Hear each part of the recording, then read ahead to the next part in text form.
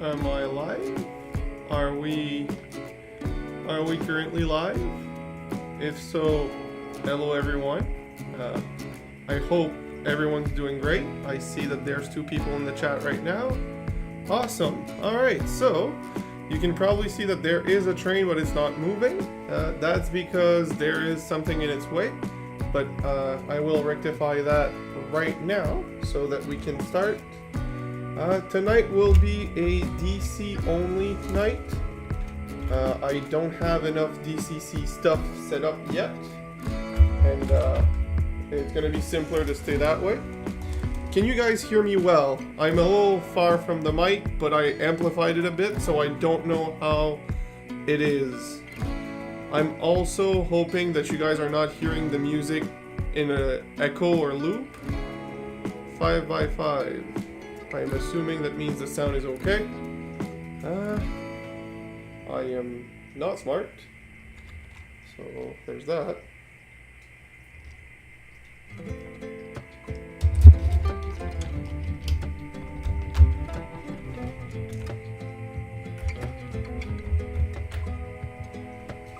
Alright, hi. Hello, so hello to everyone that came in. Nice. So I am seeing Raven, I am seeing Kevin, I am seeing Clintonville, and I'm seeing Dave. A bit on the loud. Besides more in room than say background. I will rectify that right now. It should be better now. I hope it helps. Alright, so for tonight, it's gonna be a simpler night. It's gonna be a DC only. Much better, great. It's gonna be a DC only stream with just one train running. Well, we're gonna change the train, but I mean, right? I need to turn on the power for the track. With only one track working, because that's where I'm at right now, and I'm realizing now that I'm blocking the view. There is some new things on the layout. Not the stuff I had planned, but stuff I am happy that I got during a visit at my local train shop. Well, local, 250 kilometers away or 180 miles away for the American friends. But that's the nearest hobby shop to me, so to me that is my local. So there's that. There's that. The big surprise that I've been talking about in my videos is not something you can even see currently in most of the cameras other than the one right there, which is the top view. And that is the addition of another track or another loop, you could say. I will speed up. There is now a track that goes through the middle part of the layout, right here. I don't know if you saw my arm. And that track is functional. It's just on the switch. That's why the train there is parked. And that track also has the jump to my on my slot car track, meaning that we will be very limited tonight on what cars we will run. Only my faster ones can run that track right now. It will be a fun thing to run, but it limits what we can. So what we will do tonight is focus on the trains rather than the slot cars. I don't think that's going to be a bad thing, just the unfortunate thing of we wanted to focus on both. For the new things, there was also, I mentioned it in a comment to Dave, so for the people who likes to read everything, you probably saw it. I received something I could say accidentally ordered. I received 2 Lay's DCC chips to try. I will not be doing any install tonight, but I will be installing them soon. That's why we're doing DC only, is because I'm getting ready to move more stuff to DCC. Though the situation will be a little weird and a little bit more Lay's LAIS, the exact same one. Yeah, that will be saved for a video, the install, and that part also will be a bit more complicated. My first DCC install in my F unit, which I love, was a Digitrax decoder with a lot of functions, but it's an engine that only has one light, so it felt wasted. I felt like I put too high-end decoder in that engine, so I will remove the decoder, put the Lays DCC decoder in that one, put my other decoder, my other Lays decoder in. I actually haven't decided which one. There's a few possibilities, but I know for a fact that I will put my Digitrax decoder into my Burlington Northern SD40, because that's a Kato engine that's quite nice and has displays for a lot of LEDs, like what is it called, the ditch lights and stuff like that. So I will be using that. But as Kevin said, this will all be, the DCC decoder stuff will be for a regular video, not for this. I just realized I have the wrong caboose on, so we will swap that right away. After that, I will show you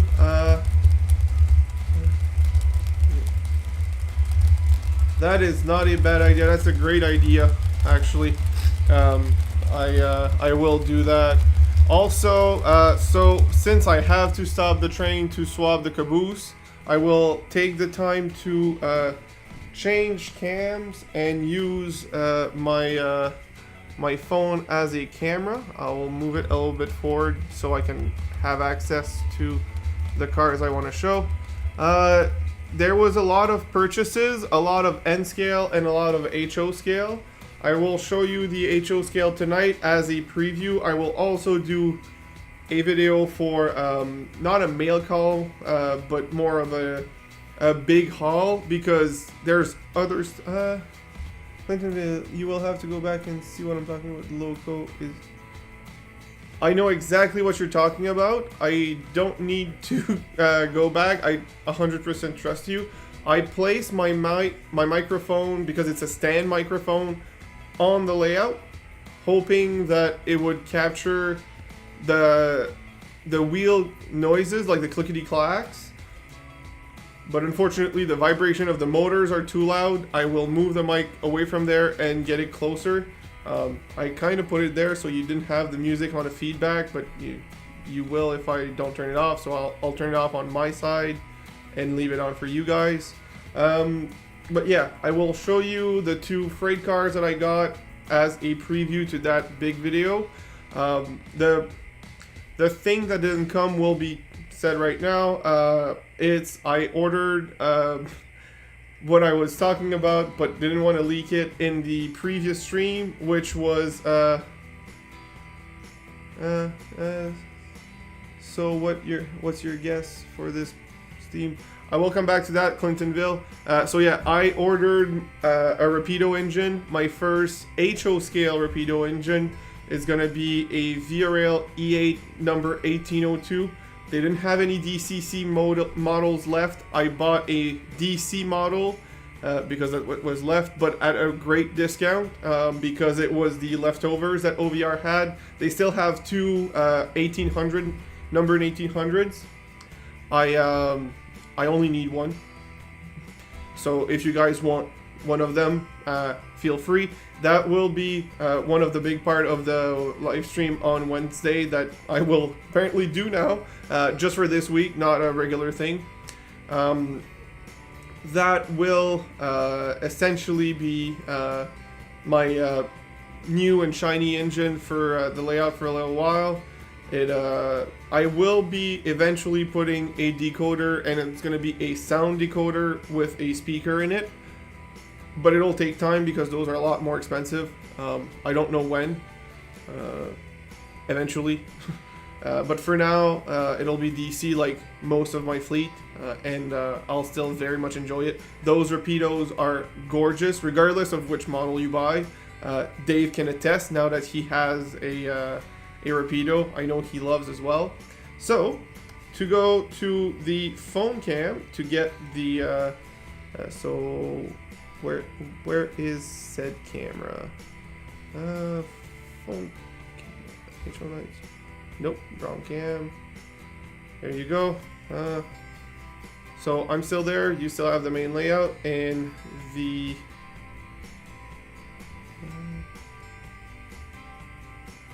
phone should come up. Right. So I will actually make that full screen. Well, not full screen, but much bigger. Right there. Actually, I'll just make it full screen. You don't need to see my ugly mug for this. So the two car purchases were these two. These were both used but like new at a discount, so I was very happy. This one is a beautiful, I think it's pronounced Procore, blue covered hopper, and this is a gorgeous regular hopper. It did come with a coal load to put on top, but I did not put it. I'll leave it empty. I just like it as is.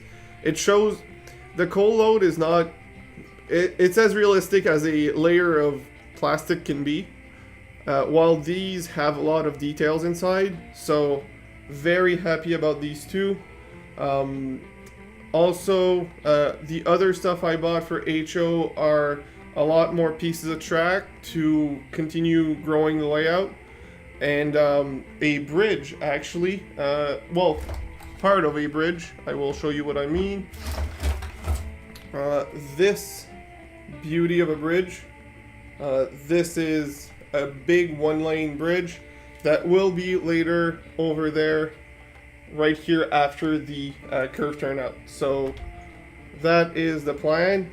You will see my I'm sure you guys will understand the vision once I'm done, but I just wanted to explain it to you. So I will return to the normal camera setup and continue the stream. So I will first move the microphone closer to then go on the go through the messages. I know Clinton had a discussion question that I will answer. I just want to move the mic so I can run the trains without being annoying for you guys. So give me a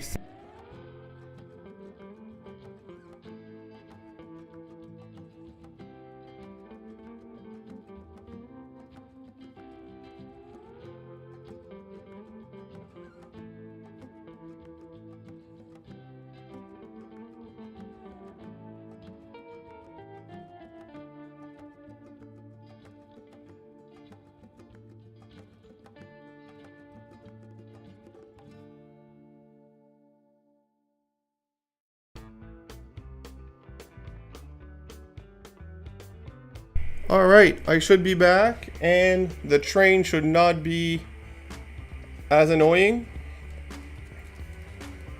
Let me know if it is, but it shouldn't be. I don't have to talk as loud now that the mic is closer, so that's nice. Perfect. Awesome. You can see now my two new cars coming through. So, I will go through the chats. So I saw Dave saying about resetting the decoder, which is very smart. So what's your guess on this popular steam engine BLI is rerunning? I mean, other than the obvious hundreds of reruns from everyone for the big boy and or I guess Challenger. The big boy is the most popular. Could it be the Canadian Hudson? I wasn't even aware. I don't follow what BLI does. Nothing against them, just never bought their engines. So I don't have an opinion on the engines themselves. Wow, I forgot to swap the caboose. With everything going on.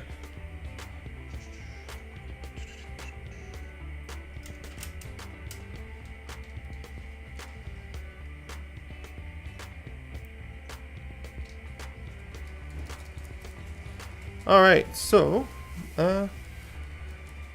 after that, Raven, I'm building I'm realizing I'm now in top chat. I need to change that to live chat, make sure I don't miss any of you guys. Alright, so, decoders are crazy, decoders are crazy prices, better off buying a top-of-the-line GPU for a computer. Yeah, those we see are crazy prices, and those haven't come down, so you know what? Decoders it is for me. My computer right now runs the games I need, so I'm good. Raven, now that you're on Dave's Discord, I would love to see that build. Wooden trestles are always beautiful. I just don't have the patience for it. That's why I'm not doing that. Plus, I like big steel bridges, but that's just a separate discussion, I guess.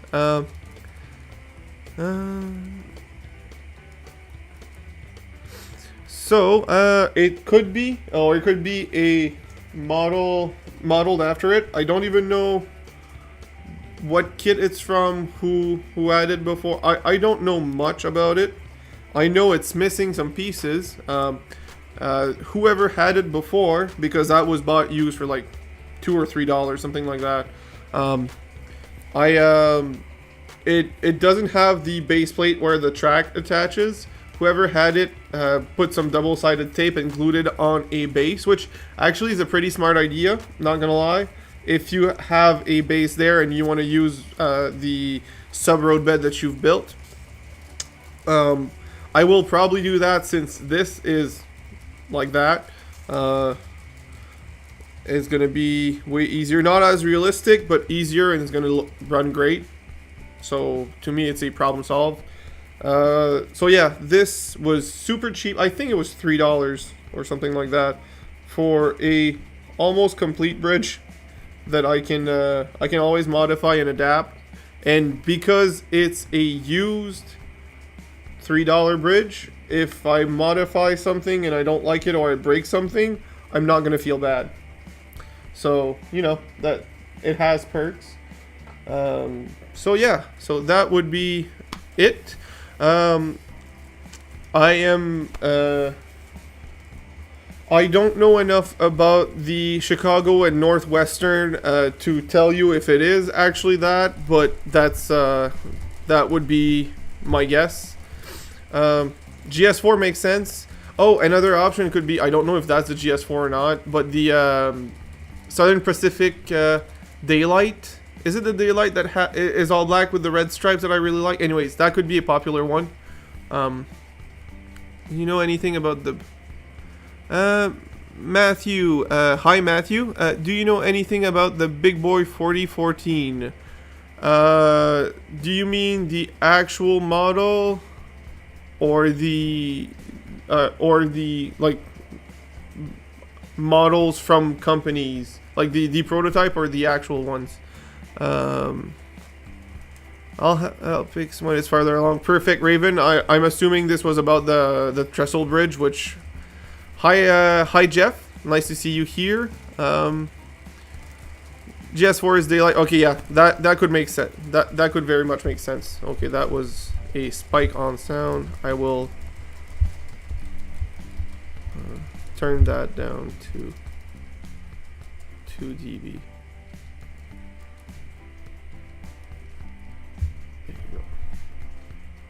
Alright, so yeah, the famous, I mean, I know the base knowledge, I know how big it is, the wheel configuration, I know it was used for freight before, but now it's been restored, it's used for passenger service, but I know it's beautiful. It was one of the biggest locomotives, and I say one of because there's a series of Big Boy, not just the 4014. It's cool, but since I do more Canadian railroads, I haven't paid as much attention to it as other locomotives or other people. But yeah, that's that would be my my opinion on it, I guess. I don't really have an opinion about a real locomotive. I mean, I can have a opinion on their looks, which is, do I like the look or not? Which I say it's special because it's really big, but it's not because it was a freight engine, it's not the sleek lookings like the Hudson or the GS4. So it's not my favorite steam ever, but it's cool. That would be my opinion. And for information, I know I haven't researched it. I know it exists.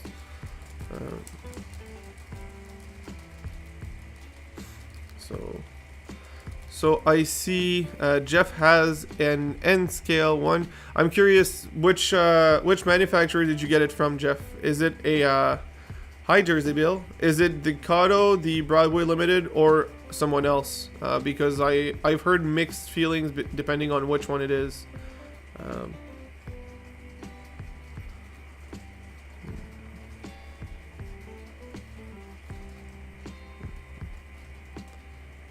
Kato. Oh, surprised that it's not the best, but at the same time, I've heard mixed feelings about Kato steam engines. So your experience is more valid than mine because I don't have any and you have.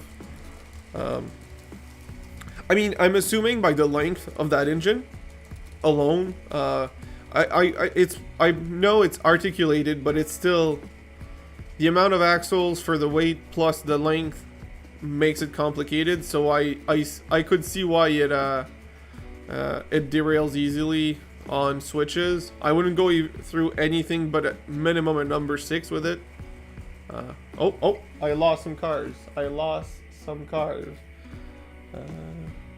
That's not the first time that this happened to me in this configuration. What I'm gonna do is change some of the freight cars behind it. It's gonna be easier because some of them not only are problematic, but they don't match that locomotive, like the Era. So I'm gonna rectify that.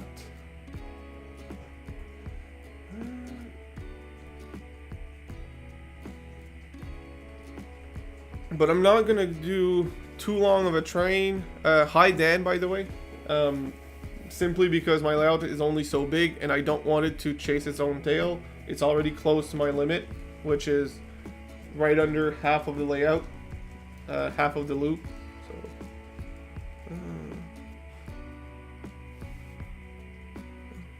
So it's articulated. It is too low. Front runs up over things. Yeah, that makes sense. So we will remove the two tank cars. Don't want to break them, so I'll put them aside.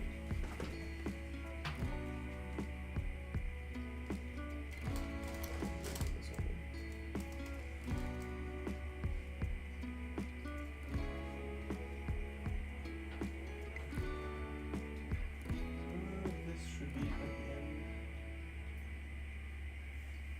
This one.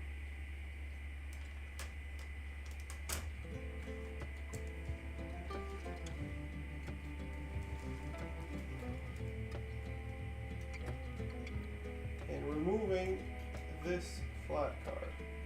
Well, the piggyback.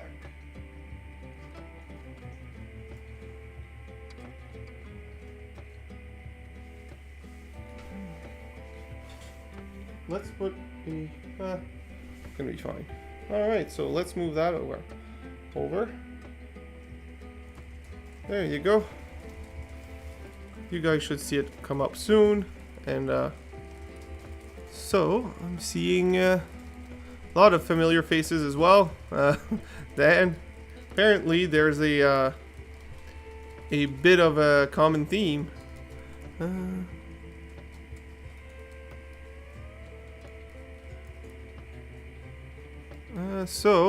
Clintonville says, the only logo I have found from BLI so far that is the HO switcher NW2. It looks like an old Athearn blue box. All the other logos I have from BLI are super detailed. That's nice. And again, I don't have anything against BLI. They just usually don't produce what I'm buying, or don't produce what I'm buying in my price range. So and these really retain their value, so they're not usually cheaps at train shows or stuff like that. So you know, that's my stand. That's where I stand on that matter of BLI. I have nothing for or against them. I just don't buy them because they're usually expensive for models I wouldn't run. So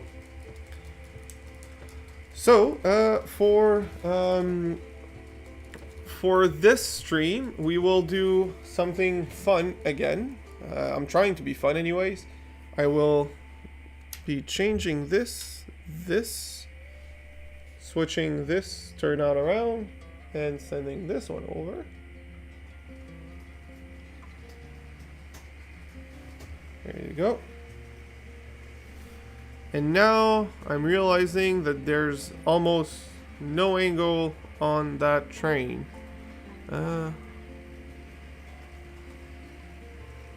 I need to check the solder on that light because the light itself is a good LED and the current to the locomotive is fine, so the flashing is not the camera, surprisingly.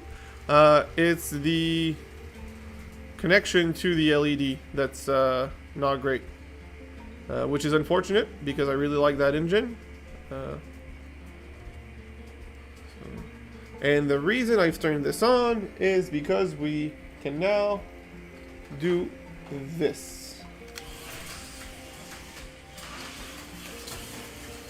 We're jumping over the track and in front of the train. So I will actually be moving a camera to see the jump from a closer from a closer proximity so that we can see the car jumping over the train better.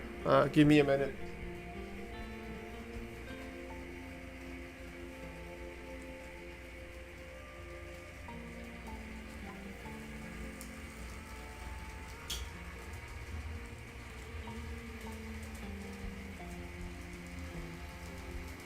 How is that? That's actually not bad.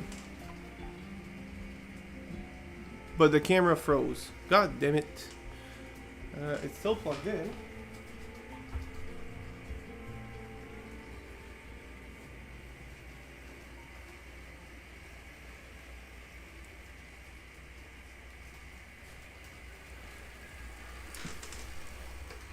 There you go. And now it's too close. I need to get it further back.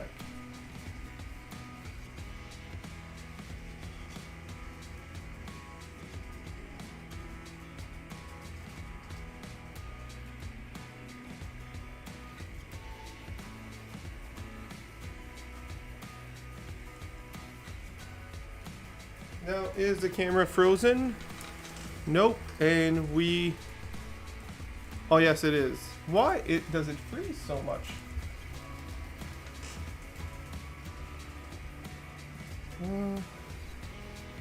So the racetrack is in the way of seeing... One of the racetrack is in the way of seeing the train properly, so I need to fix that by raising it a little bit.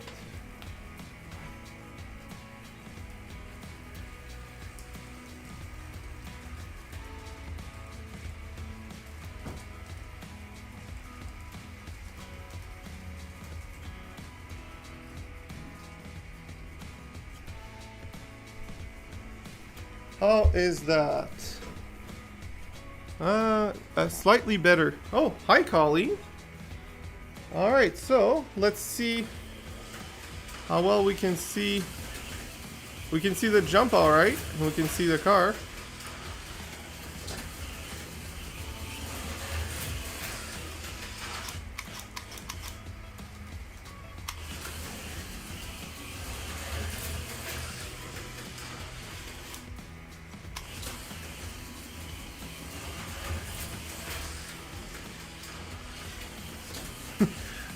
I think just saying that, Clinton, was enough to know what you're talking about.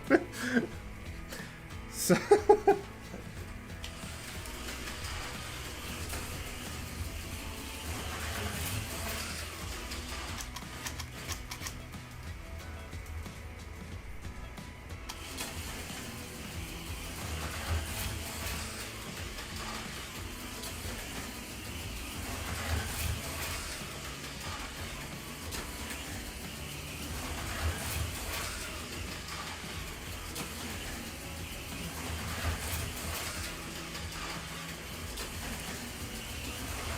Do we have time to do another lap? Yes, we do. Nice.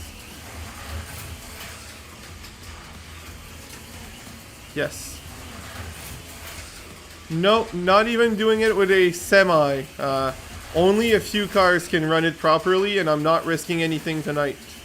Also, you may notice that I've jumped over some cars, but not all. The locomotive and box cars and the caboose, they are too high for me to jump over. So, but the hoppers and most of the tank cars and the gondola, they're all fine to jump over. So that's why I'm having fun jumping over, but I need to stop for certain things. I could actually add a few cars if we want to, just to elongate the and add some blockage, you could say. Let's actually do that. Some high stuff so I get blocked. Add a few box cars. These three.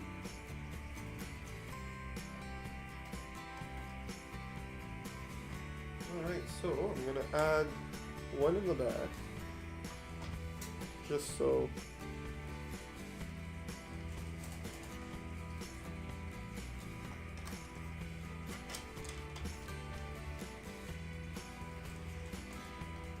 And I'll run the train around to come back to the alright, so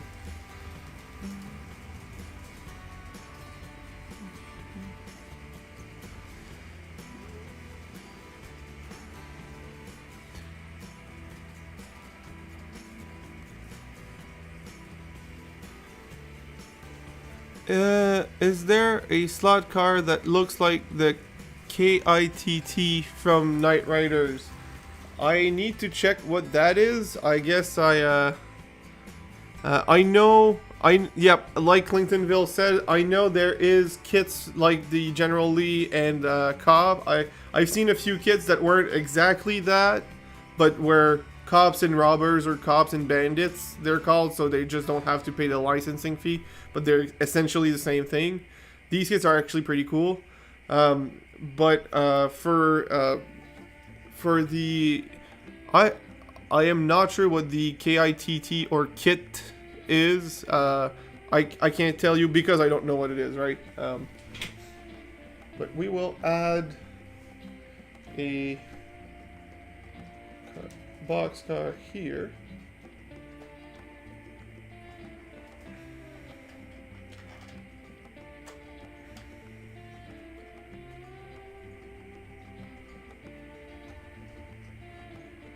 So actually I will move things around just to add more excitement. I know I'm blocking the view with my arm. I am terribly sorry for that. For this and that, I guess. This. There's a slight coupler height difference. I don't have a coupler gauge here, but I also don't have different coupler to fix said issue. So you know, it's worth what it's worth. Let's go a little bit more realistic and use the boxcar as a what is it called? What's the term for it when a buffer car around the tank car? That way, that train's a little longer and has more obstacle for the jump.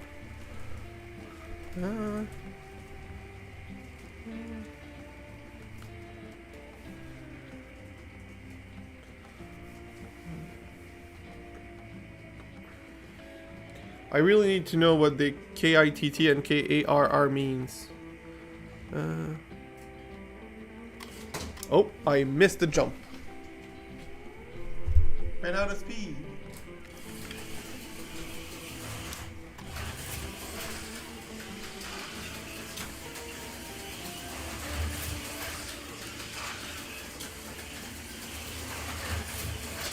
Oh, and I crashed again.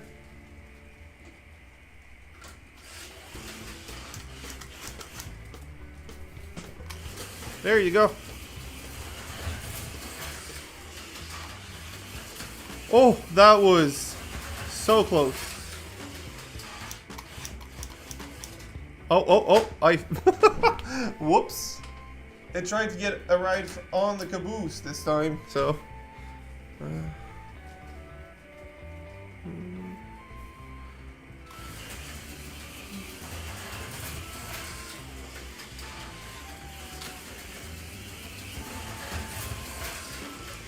Okay, I will still need to, thank you for telling me what they are. I still need to go look at what they look like. I am not well versed in movies, apparently. Well, movie props, I guess.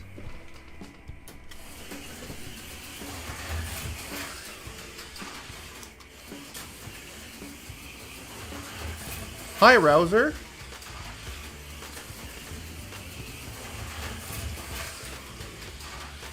Oh, those are cool. Yeah. Okay. So I've seen, yes, I've seen a few Pontiac Trans Am slot cars. So yeah, those are a thing. For how realistic the paint job is, that is a different story there. But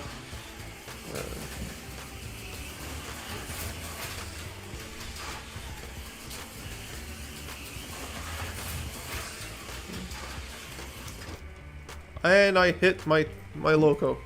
It's okay. It's fine, but I will move backwards. So for all the newcomers, because we're actually growing in numbers, which thank you everyone. I just for a few explanation and a update while I pick up my car for the 100th time, because I am very bad at driving apparently.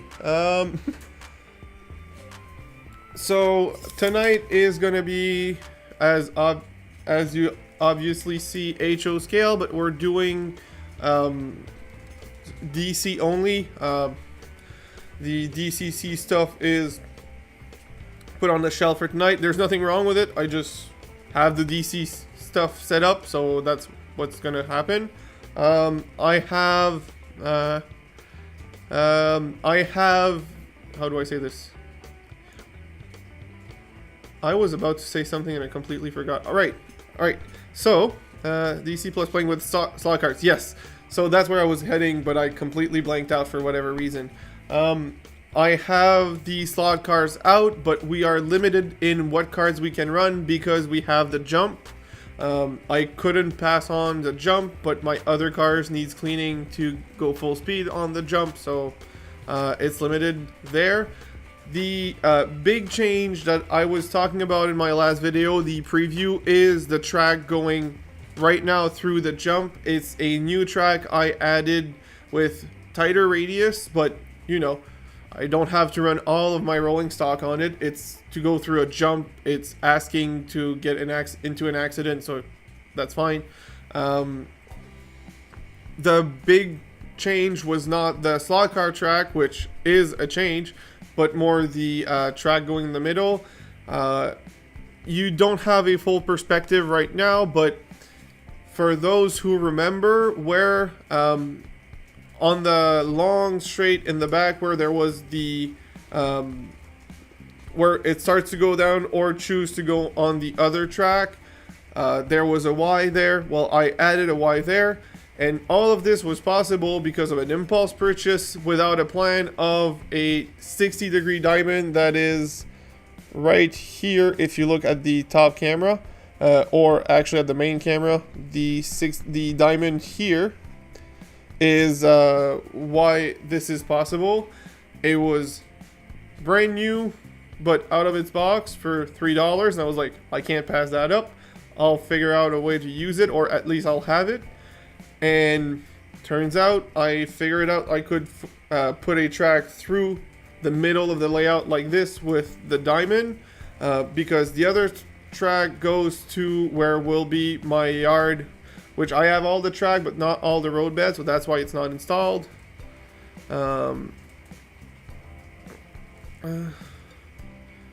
so yeah, that's the big update. It was that.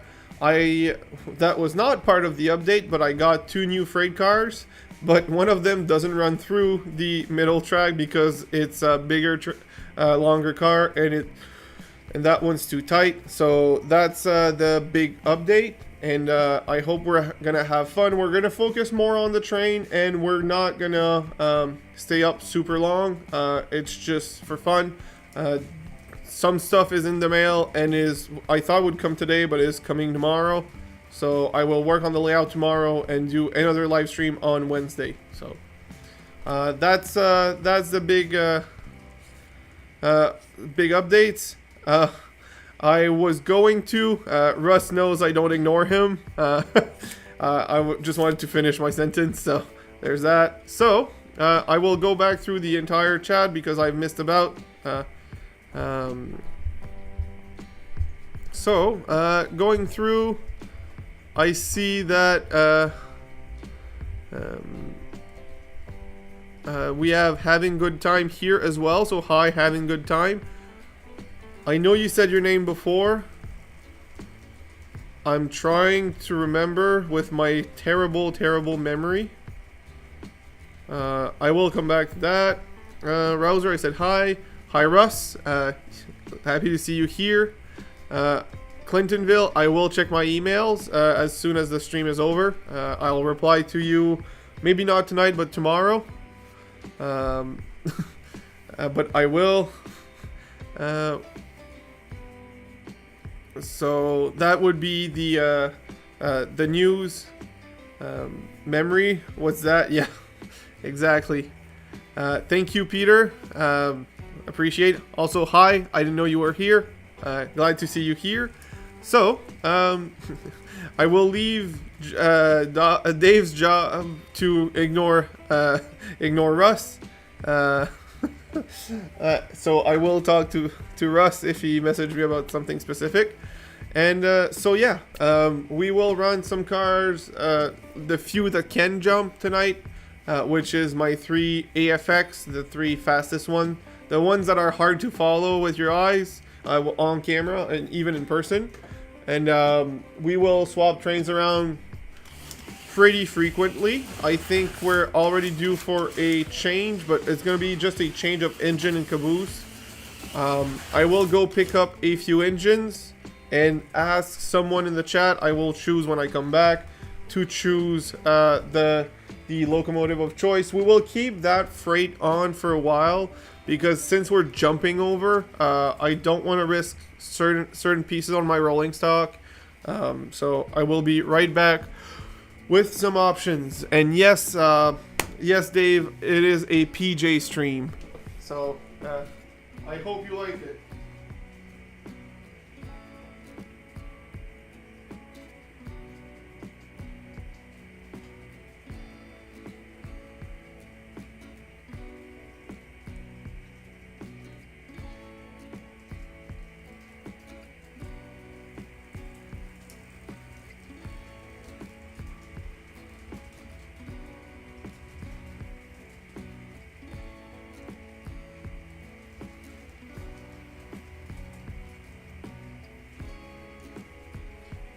Alright, so I will put the engines somewhere you guys can see them. Oh, actually I went by something that would work. I have this little guy.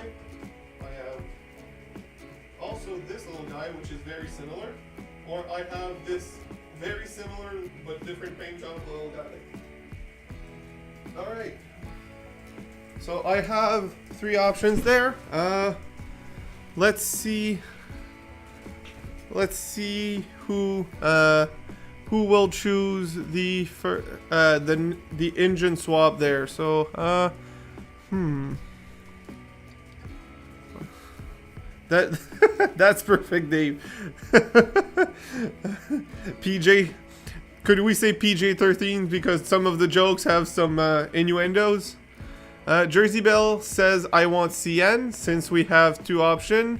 I will, I've seen Colleen in the chat, but I haven't seen her talk much. So, Colleen, you are up to choose one of the two CNs to be. Dave is not a jerk; he's just funny. To choose either of the CNs there. Both are good options. Both will work fine. Well, are supposed to work fine. We will do some bigger engines later when we don't take the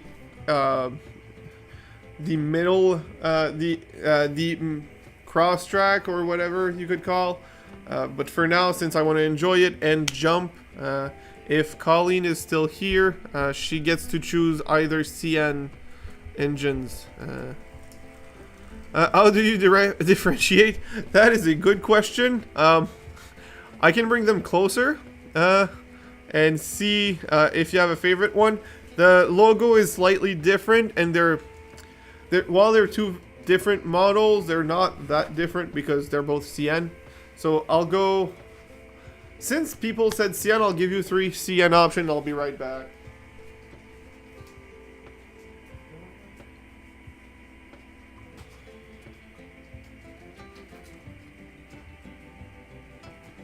And wait, I'll...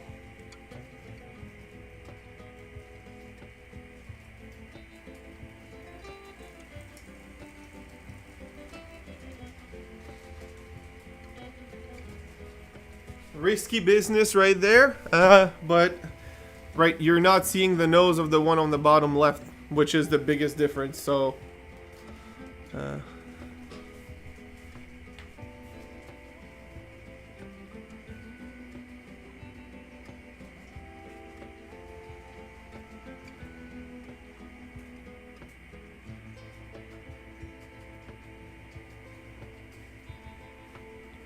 Can you see it better? Yep, you can see it. The bottom left is your pick. Alright, I'll just go put away the other two, and I will swap the engine and the caboose to CN.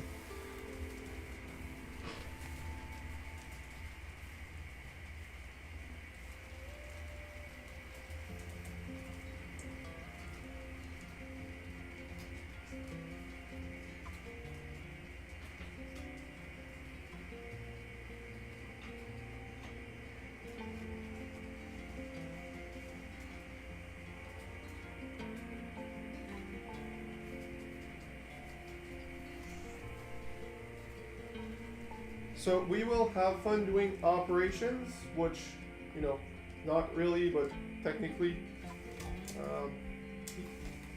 We will turn off. Actually, we will move that one, both of them forward. I barely run the one Colleen chose, so it's not a bad thing that she did. Like so. Let's move them both forward. Why is she not moving? Oh.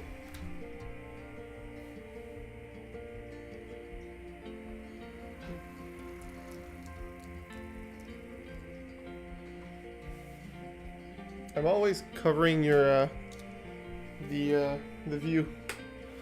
So finger of fate, didn't finger. Thank you very much, Rouser. F unit, always F unit. I mean, I'm not opposed, but Colleen had the choice, and I think she still picked a very good choice. F units are cool, but other units are cool as well. So I'm not mad about this choice. Like I said, I rarely run it, and there's nothing wrong with it. It just happens that I don't. So this is absolutely a great option.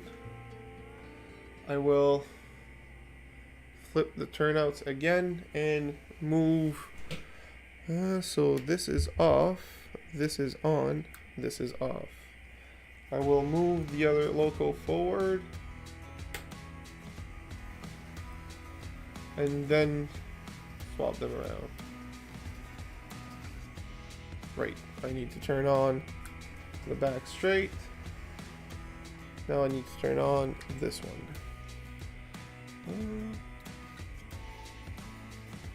Oh. That one's too fast.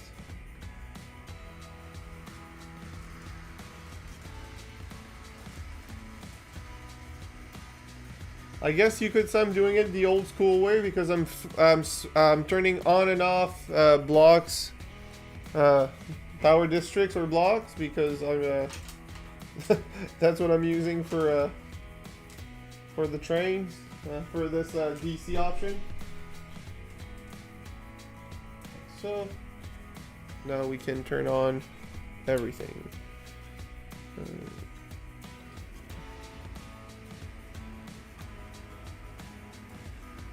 And we need to flip turn out so that that one goes out. Alright. So unfortunately, Russ, so just to let you know, I'm not ignoring you. Unfortunately, Russ, I will not be able to run the semis tonight because of the jump. They do not jump. I'll put it that simple. I can try, I'm not sure it'll work, but I can try a few runs with a semi without a trailer. But if it doesn't work after 3 or 4 laps, we're going to call it quits. So that's the unfortunate part about the jump. I really wanted one. I got one. I'm happy about having one. I'm just limited with what I can do because what I can run. I can't even run most of my cars right now because of that. I needed to tune them, like clean them up, tune them up, and I didn't have the time this week, so that's why we're limited. We will see. We will see later what happens with that. So I'm sorry, Russ, but at least we get an exciting jump, right? Over some trains. So that's the positive side of this this thing is we will not only have a jump, but you will see very soon that we will be jumping over some cars because it fits. I can jump over certain cars, but not all. So we will have fun with that. We might even see an accident or two. So there's that.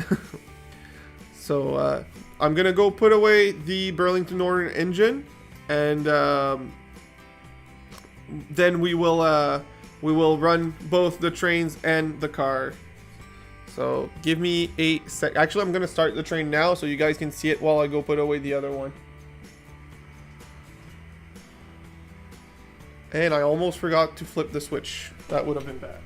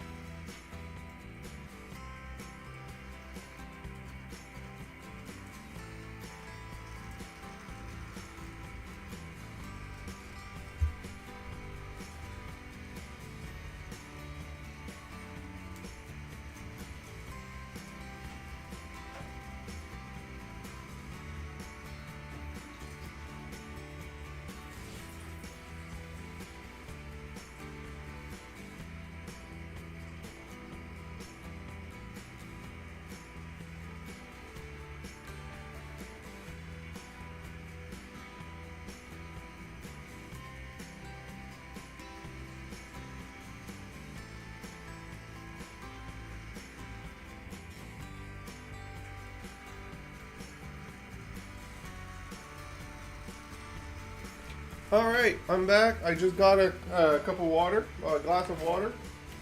I will put it on the side and we'll resume the stream. Alright, so let's run some cars, because who would I be if I wouldn't?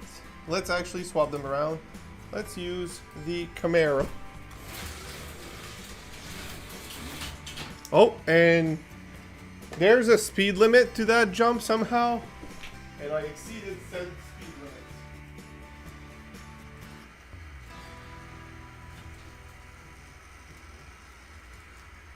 the Ford GT can go faster because the body is lower, so its center of gravity is lower. But I unfortunately don't have that sound on a soundboard with right now. But I wish I did right now. Oh shoot! And that's not enough. And now it's stuck again. Wow, I am bad. What the hell? I can drive that car usually. Why is it the same spot?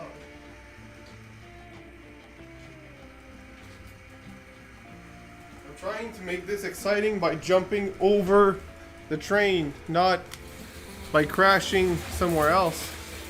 I will not have the time, and but I will have the time to jump over a car.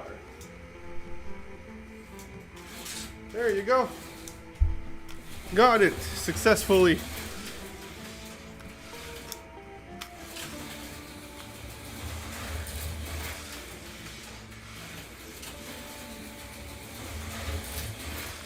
It is a little hard to follow both the chat and the car, so I will have to stop in a few laps to read the chat. This is my cue. Alright, so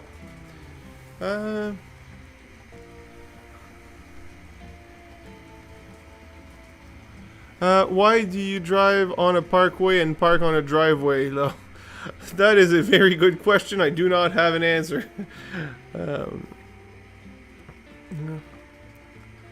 How is the landing ramp sync so the cars land properly, Kevin? So this is the fortunate part that I bought it as a one piece.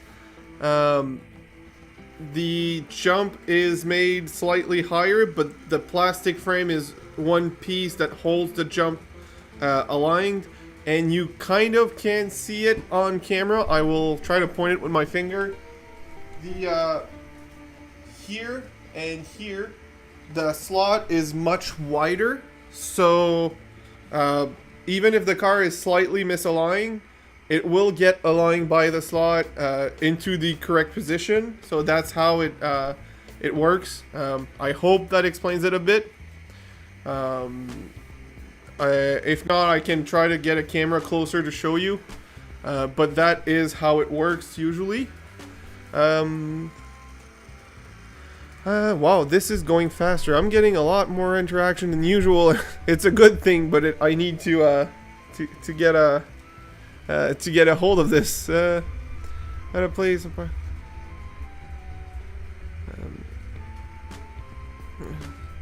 I do not. I've seen that it did exist, slot motorcycle, but I am not lucky enough to own one, so unfortunately I do not.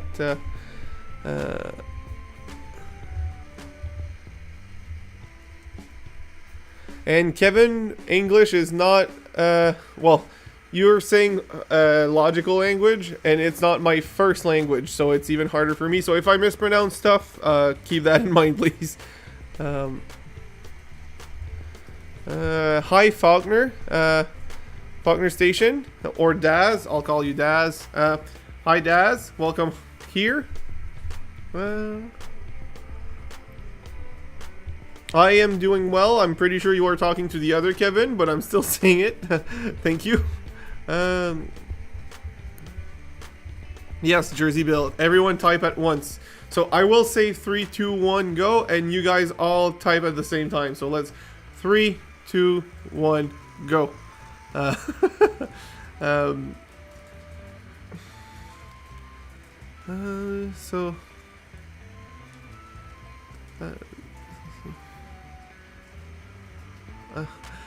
That's fine, Daz. And just enjoy the stream. I often have streams in the background as well from other people. If Dave is still here, this is my message of my suggestion. I miss the fly on the wall streams. I know it sounds stupid, but to me, I do enjoy just watching a train go by while I'm working. So having having a fly on the wall stream where I could leave it on, there's a little bit of background music. There's some trains running with since he has a setup where the angle changes by itself, it's great. So if Dave is still here, let's check if he is at Scott's Rail. Yes, he is. Good to know. All right. So yeah, I know I'm only one of your thousands of viewers, but and I don't, I am not a like, my opinion is not necessarily a general opinion, but I do like it. So if it's easy for you to do, and it helps with viewership or whatever, I do enjoy them. So yeah, glad to see everyone here. So now that the reason we stopped and I started looking at the stream, I need to go pick up the cars I crash, and see, having good time. I'm more of an afternoon person, but I also live on the East Coast, so if Dave starts at noon, for me it's already in the afternoon. So, you know, that helps as well. But yeah, just while I'm working, having that in the background is always nice. And I will be honest, sometimes it's random videos of layout updates and stuff like that I put in the background. But just trains running is always nice. So, all right, I'll be right back with the car because I am good at crashing it. Here, please. We're lucky that these cars are sturdy. That's a thing for sure. So before I put this one back, since Russ talked about it earlier, I will try a semi without a trailer just to see what happens. But again, don't get disappointed if it doesn't work. I have high doubts, but I'm curious, you know. All right. Will I build enough speed? No, I'm not building enough speed with that one.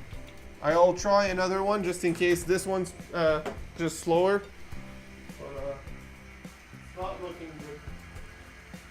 Not looking good.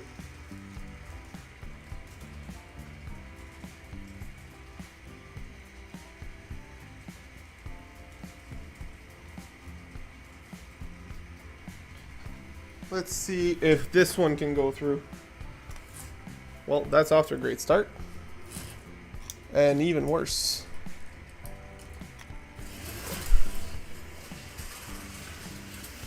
Nope. Because of how high they are, they cannot build enough speed to jump over the actual track. So unfortunately, it doesn't seem like we're going to be able to run them tonight. Yep, nope. It's unfortunately not gonna happen tonight for the semis. I'm telling you right now, though, I love running them just as much as you, so they will return. I'm constantly evolving my my track plan for the slot cars, and I'm constantly trying to better it.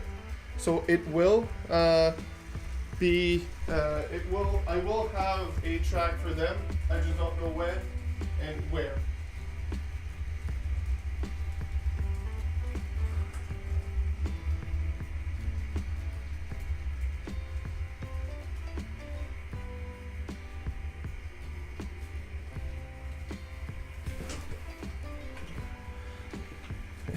That's more than Dave does, isn't it, Russ? At least I tried.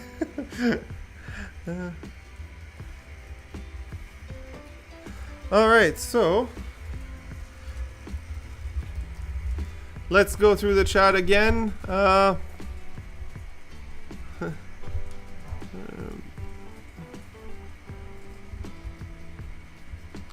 This shows 1/8 of the actual viewership numbers, so... Alright, so wow, I missed a lot. Okay, so people are starting to say USA doesn't speak English anymore. We speak American because it's much different between English and American. I mean, because I'm Canadian and our English accent is closer to American, I prefer to say English than American, but we'll leave it there. It's just a different accent.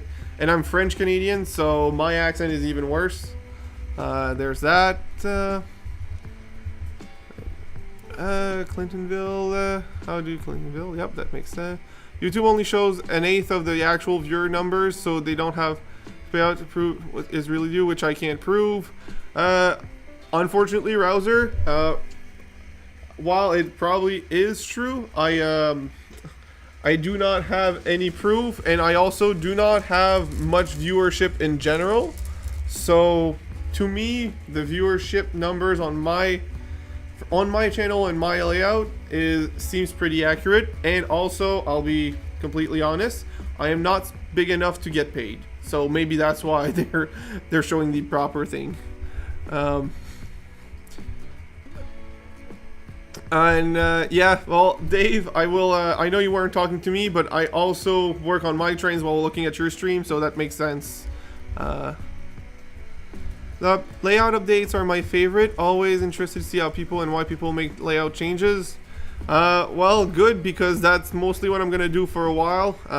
I know I should be filming the actual work I'm doing, because a lot of people like to see that, like they enjoy watching it.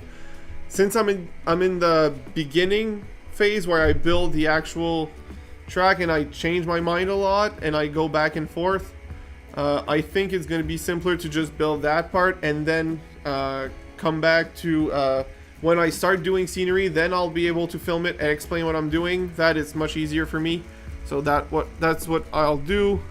You're already disappointed? Well, unfortunately, get ready for a night of disappointment, because that's what you're in for. If everyone's I like fly. I think I misread that. Did I read I like fly on the Dave? Oh, come on, YouTube, stop with that. Thank you. Fly on the Dave streams. Yep, that's about as good. Railroad, no more wires, only potato chip factories. I'm very much all that for the potato chip factories. My gut also tells me that it's all about the potato chip factories. And yes, having a good time. You are exactly correct. The slot car semis are too top heavy. So.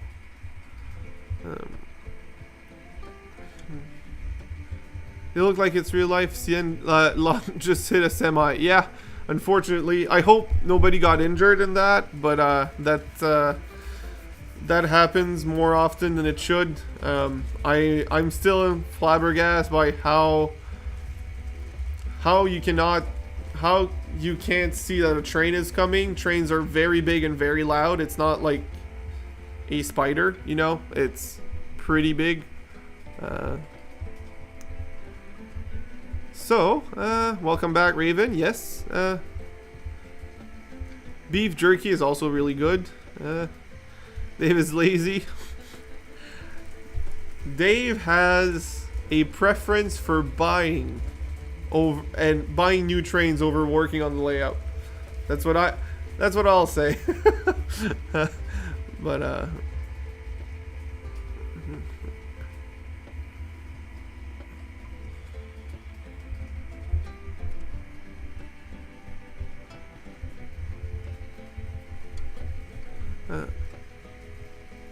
I have not heard that UP was buying NS. I'm curious on how that's gonna go.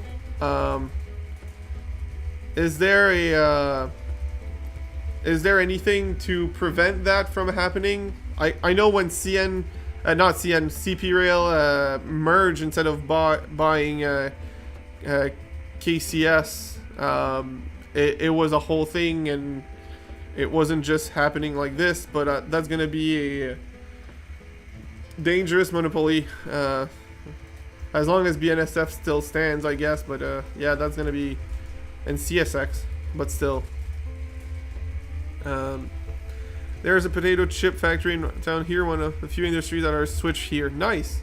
So I could put a potato chip factory on my layout, because that would work with trains. Good to know. Good to know. Thank you. I feel like slang is used more in the UK than US. I wouldn't go that far. The U.S. has a lot of slangs. No, I'll leave the Scottish accent to Dave. I think he's unique enough in his way. I don't need an AI accent. So, thank you, Colleen. I'll take that compliment. I hope that was a compliment. I once worked at a job at General Mills. Let me tell you, that place smells so bad. I would think a chip factory would smell about the same. I've heard that all you smell is boiling grease. Like, you know the smell of a small canteen with all you smell is the fryers, not even the food. That's what it smells like. Slag. Okay, yeah, that's a different thing, and that I'm not sure what I mean. What it means. So, let's run some cars, and we're gonna run something that I know runs usually good and has lights. Wow, that jump was a not a fail, but not a success. Usually it jumps good. Sometimes it needs a few laps of warm-up, but I know it can do the jump. I'll just wait for the train to pass so I don't bump it with my stick. Yeah, Russ, that's exactly it. Cooking all French fry. That's what it smells like.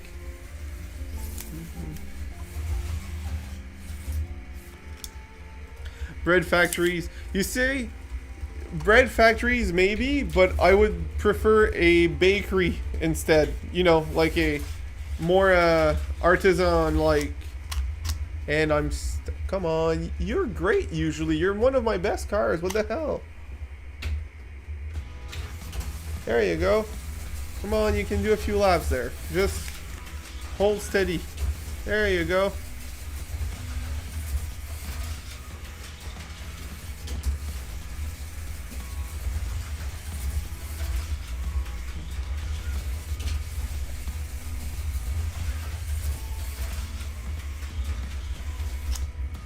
I need to back it up a little bit because that's not gonna jump.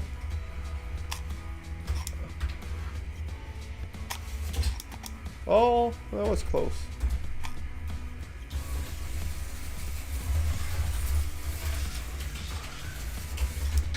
So something was rubbing and it fixed itself. So what am I missing?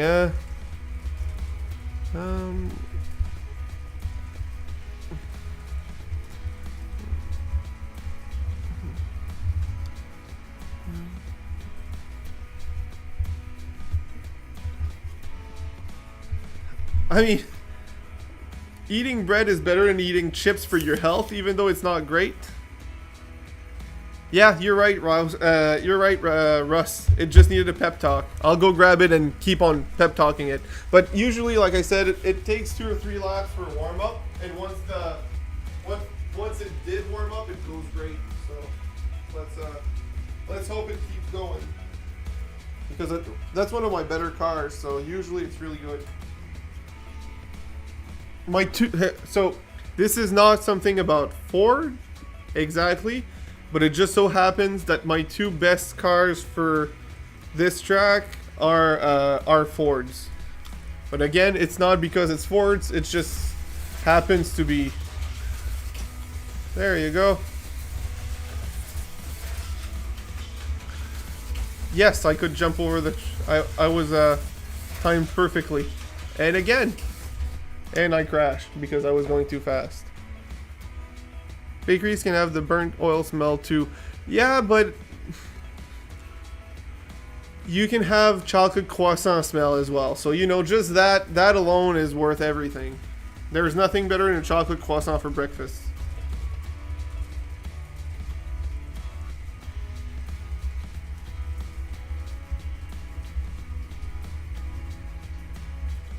And this is not a health tips. I am not giving any health advice. I just really like chocolate croissant.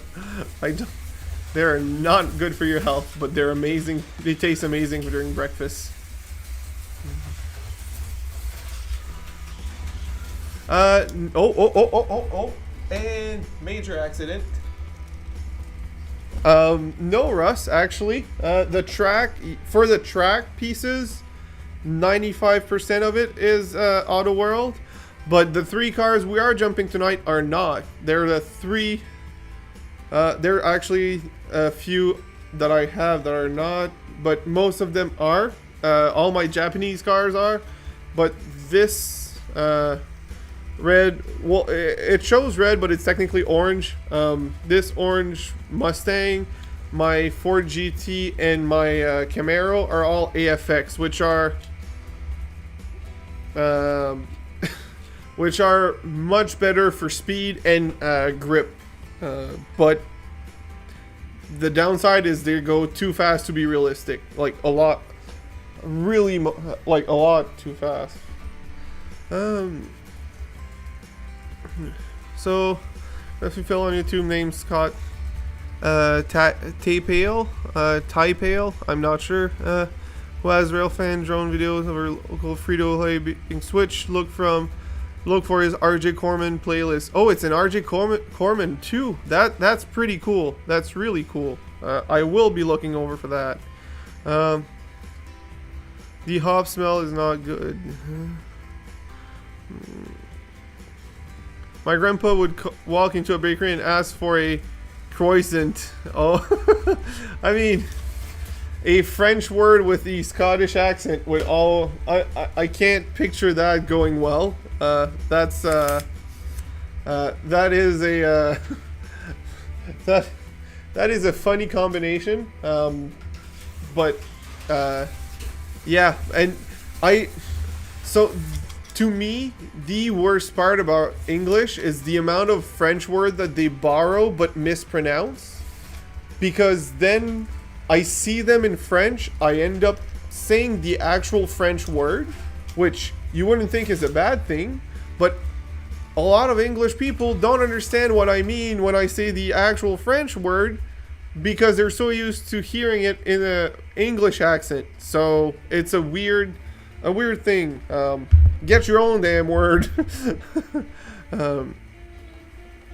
So take a croissant like a bun mayonnaise and crab sandwich.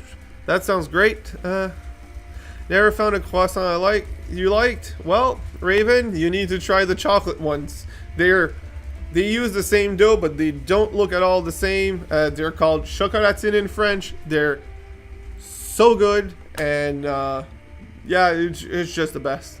The only thing better than that is maple syrup and its derivatives. So to answer Russ, because I did not forget about you, I'm just going through my my chat a little slower than some people. I do mix. HO scale has cross compatibility for cars because it's about the same voltage and it's very simply made. It's literally just a motor with a DC motor to the track. So yes, you can mix them. The connectors, anything modern. So if you go out of the store right now and buy an AFX track and a Auto World track, it will just work together, no problem.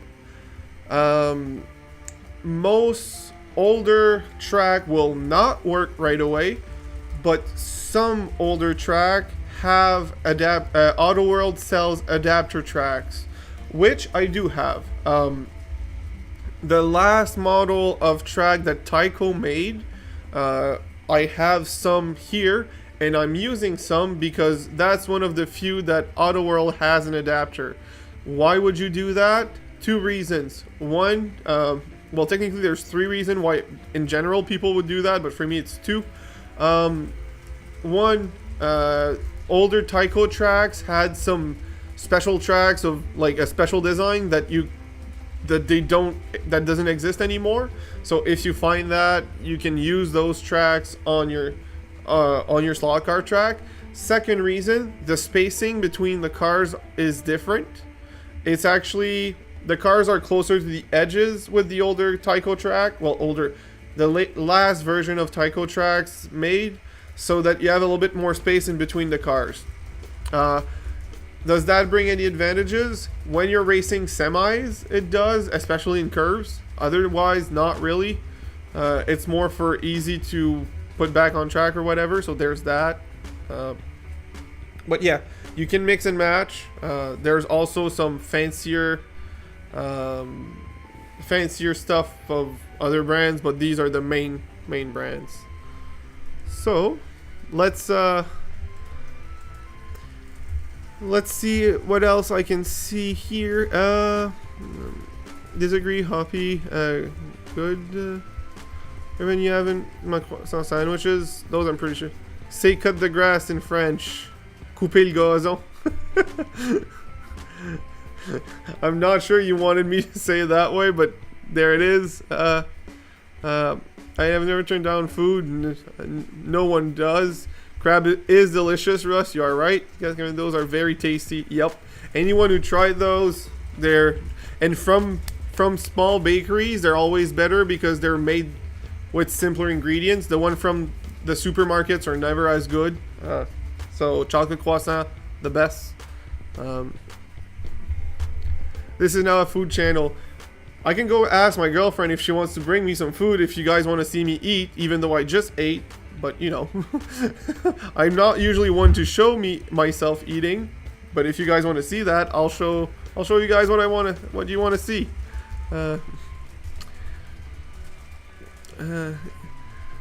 I think he did. Unfortunately, yeah, that's the danger. I spoke to him on Friday. He was doing good, but his availability recently is a little bit more, a little bit less availability. So unfortunately, we're not seeing him as often, but he's doing good. If anyone was wondering, Jim is great, and he's a great person in general.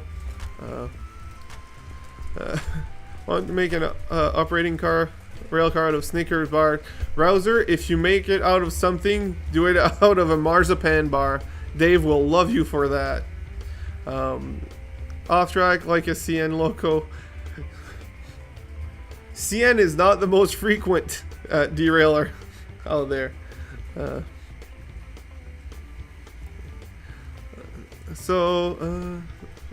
Scary. I like it when YouTuber shows themselves eating. Well, okay, so just a heads up, Rouser, I will not actually be eating on camera. This is actually a train channel, so while I will take your guys' input, guys and gals, by the way, Colleen, you are very much included here when I say guys. I will take everyone's input on the train stuff. Depending on what it is, I might not follow it if I don't like it, but 95% of the time I will follow your advice. But for food, I will not show that. The most I will do is drink water because everybody does, and water is better than a lot of things for your health, so I'll take that. I am sticking with all cameras until I learn more about the nuances. Kevin, thank you for the great info. Much no problem, Russ. Oh, what did I say? Camera. It was Carrera. So great. I haven't had any experience with Carrera. I've heard great things. If I remember correctly, you're doing 143 scale for your slot car stuff, which is the bigger scale, which Carrera does. I don't think they do HO scale stuff. You'd have to buy a different brand. But if you do that, HO scale is too small for O gauge. It would work with your HO stuff, even though it's not exactly right. And long story short, have fun with what you have. You don't need to buy more. But if you do end up buying more, I know you'll enjoy it. So I heard that, Kevin. That's unfortunate. Like I said earlier, I hope nobody got hurt. I don't think anyone did, which is good. I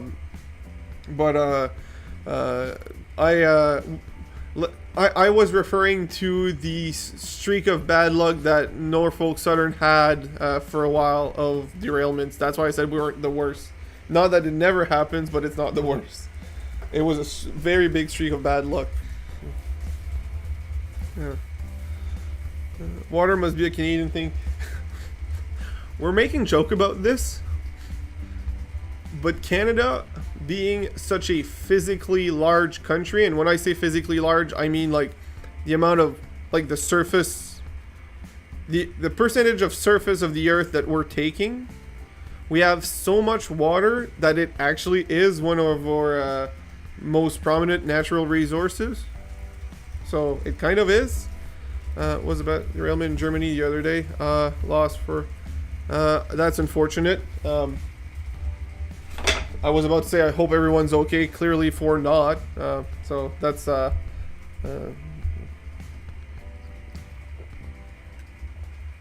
so yeah, that was one of them. But for a while, NS had a lot of derailments. So speaking of derailments, before we get one, we will go to. Let's not talk about that, Rouser. I do believe in filtration that will be used before water wars. We have enough technology for that now. But yeah, going back to train stuff, we will be choosing another engine before we start jumping over stuff again. I will leave the BNSF engine in the roster, but I will go get 2 more, and I will ask one of you guys to choose an engine. Jersey Bill, I somehow do not have any Sioux line. Well, somehow. I don't have a lot of HO scale stuff. I do not have a Sioux line engine, only a little bit of rolling stock. I will go get, like I said, 2 more options and let you guys, let someone here choose. I don't know yet who. It'll probably be random, so give me a minute.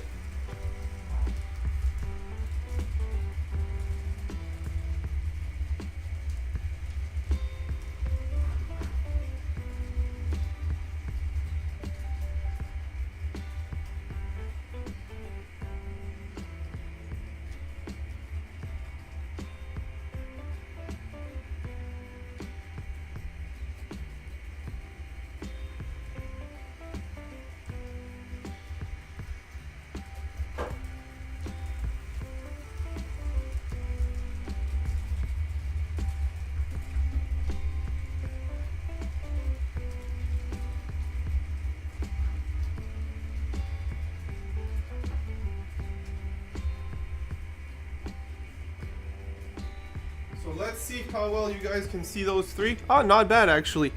Alright, so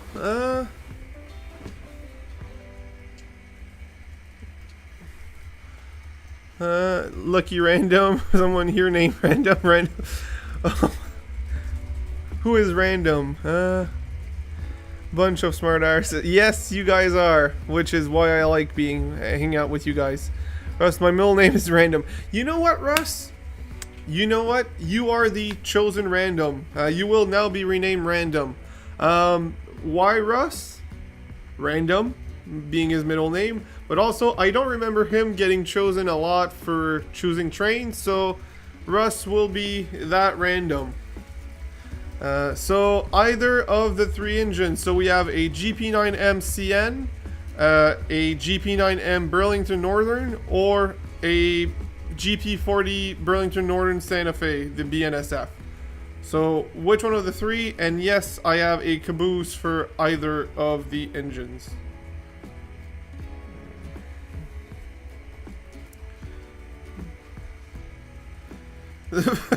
That's not what I'm saying. That's just my accents.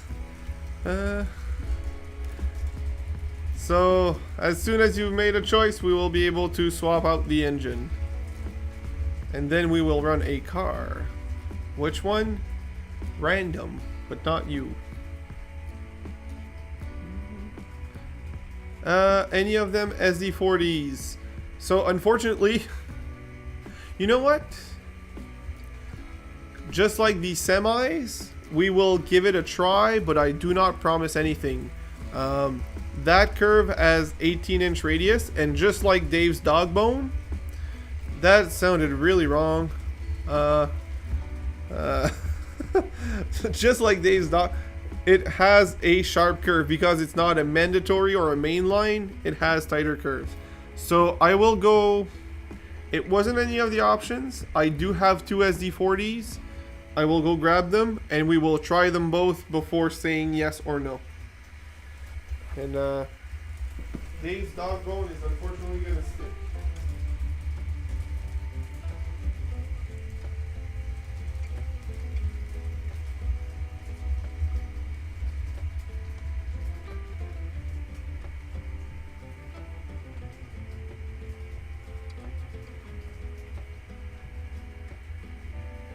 So I have a CN and a Burlington Northern. Which one do you prefer for my first try? The CN is a Bachmann, and the Burlington Northern is from Kato. SZ40s 19. No, actually, mine are not blue box.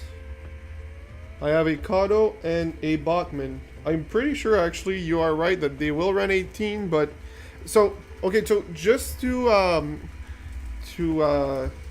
explain further, Kato, perfect. We'll do that. To explain further my line of thought, the problem with long engines in an 18-inch radius is not actually the engine itself not turning, is the coupler swinging wide for the car behind it in a curve. That is where issues can arise.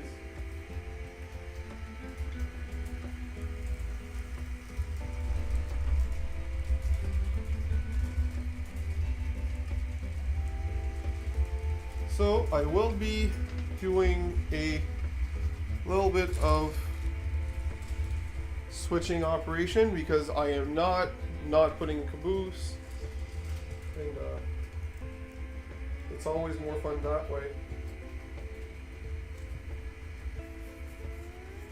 Nah, don't feel like it. I just noticed that the Kato's coupler doesn't have a spring at the back. If it gives us issues, I will simply swap it with the front one and find a spring later. So let's see how it Dogbone Dave and Random Russ walks into a bar. Yeah.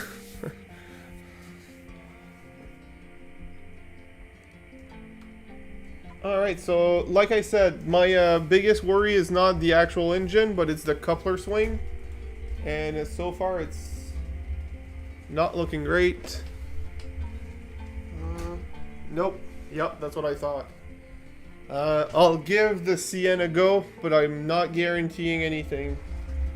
Like I said, the problem with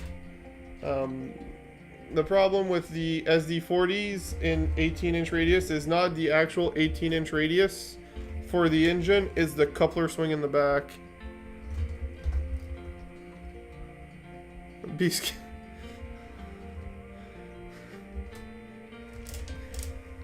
Well, that was a fun stream, huh, Dave? Dogbone Dave left. Alright, so I'll go grab the CN SD40, see if it's better. If it's not, we will not run we will have to choose between one of the three engines there.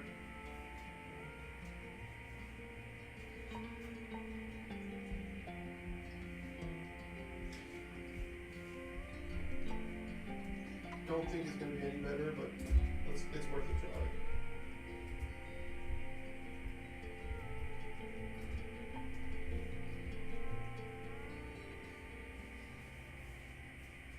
Alright, so let's give it a whirl.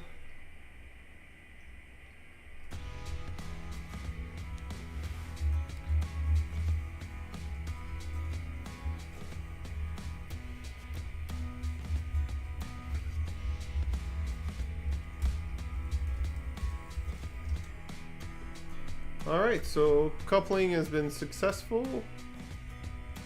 And let's hope.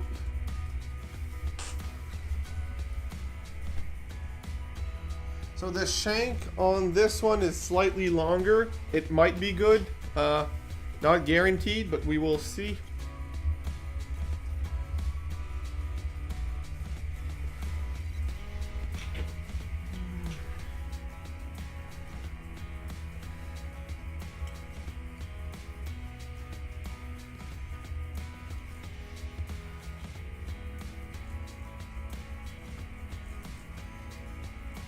So, alright, so to answer Rouser's model, there's a few different different ways to determine this. So you say you don't know much about various car types. I've got some rail car numbers, but doing a search online doesn't turn up much info. How do you find out what particular type it is? So do you know the railroad name of the cars that you see? Like, what is the big brand on it?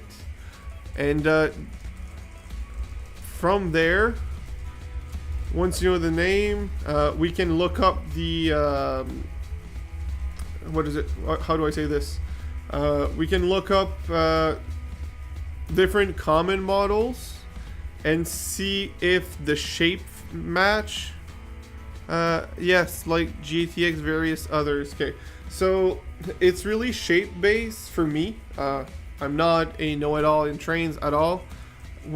If I buy the model directly, usually it's written on the box. There's only so many types of rail cars. Hi Caboose. If you have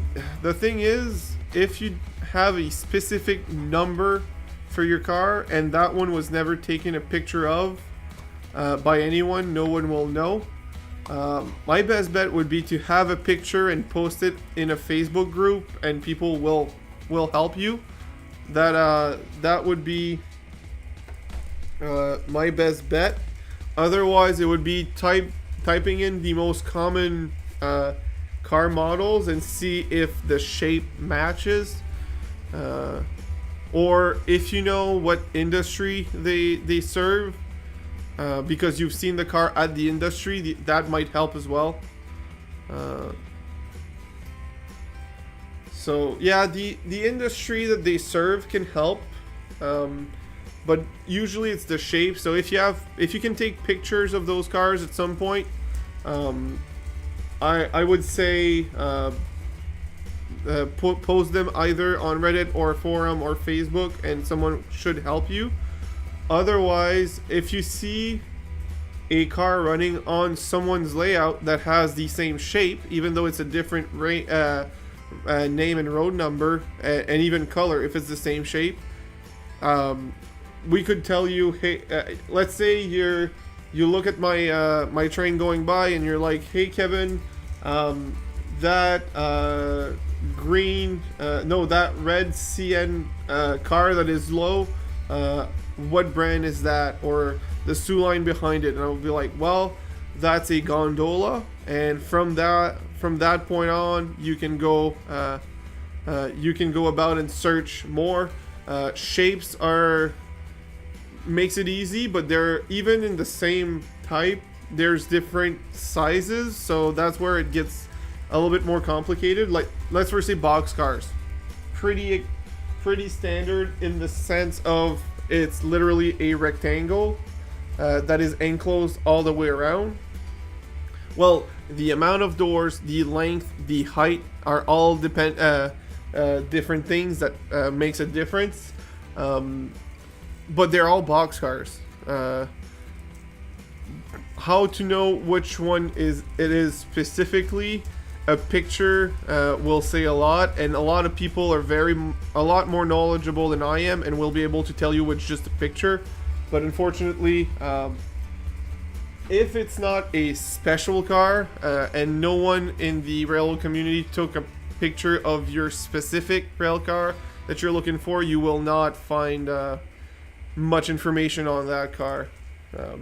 That would be my best way. So, where did you get the flux that you use for soldering? Oh, okay, Dave answered already. Nice. So let's race a car again, because we haven't in a while, and I think you guys came here to be entertained, not to be looking at my my face, and of course it did that. Well. As you can see, a train is more powerful than a car. That car got moved out of the way pretty quick. Let's go back to the Camaro, just because, why not?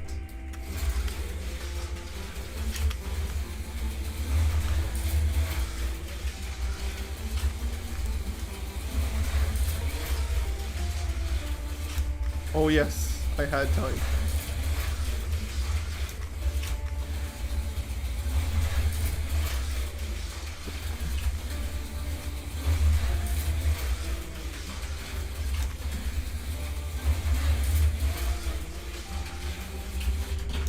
Nope. Dave, and when I say Dave, I mean, okay, Russ said he hates Amazon. If you're in Canada, Russ, which I forgot where you are, Canadian Tire sells Nitro Flux. That's where I got mine. So, just as an FYI.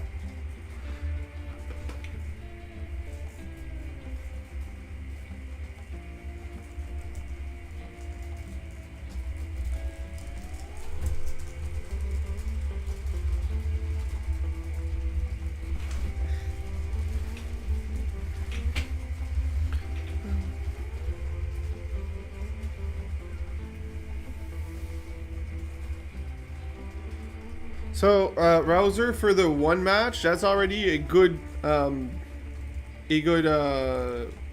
path to follow.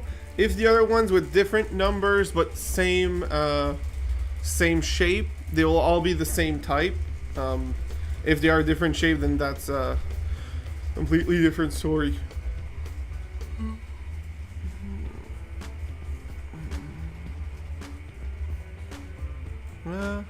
To that end, Kevin, raise the ramp and let them really jump. While it would be nice, I cannot change the height of the ramp. The bracket underneath that holds it is all one solid piece, plus the track is nailed down over it so that everything stays in position, so I don't have a lot of accidents. So I'm not letting my car fly.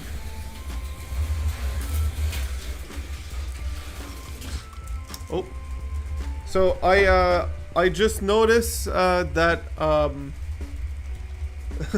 I moved a wire and now it's hitting the car, so I will go fix that.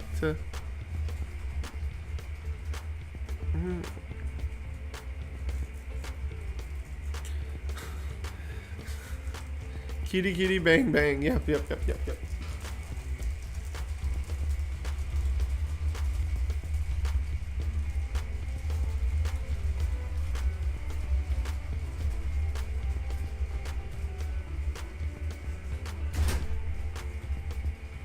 There has been an accident.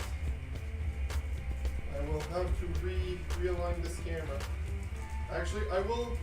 You guys saw the jump from up close. I will put it a little further back so that you can see a lot more of the layout, not just the jump. While the jump is fun, the whole layout is fun. I don't know how much you guys have heard of this, but I moved the camera back after dropping it.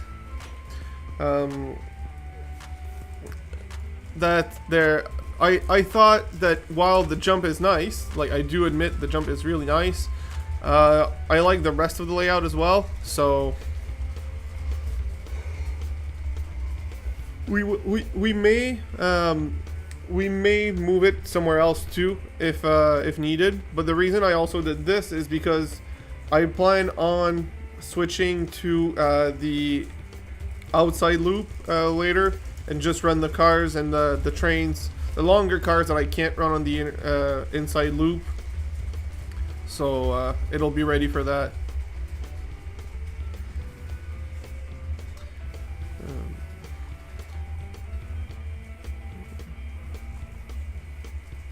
Thank you, Dave, for that. I know you showed it in your previous, I don't know if it was the previous or another live stream, but I know you showed it in a separate live stream.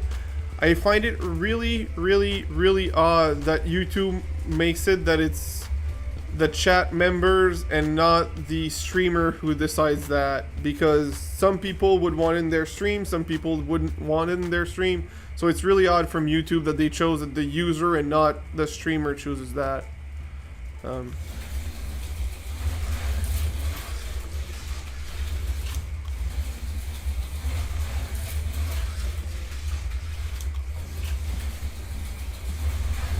Hi, August. Nice seeing you here. As soon as you came up, I crashed.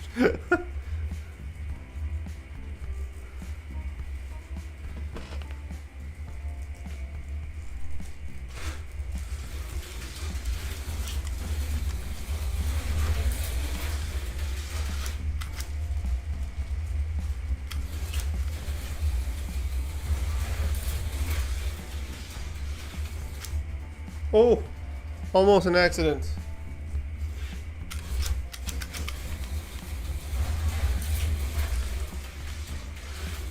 So no, just to make sure, August, just so you know, it wasn't your fault at all.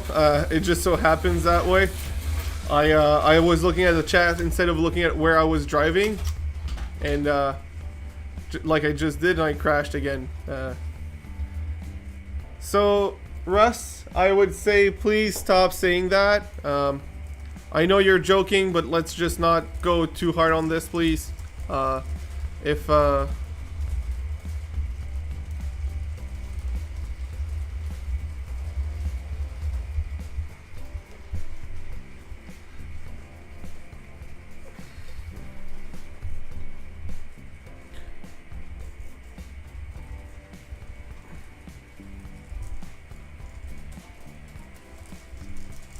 So, what I want to just check.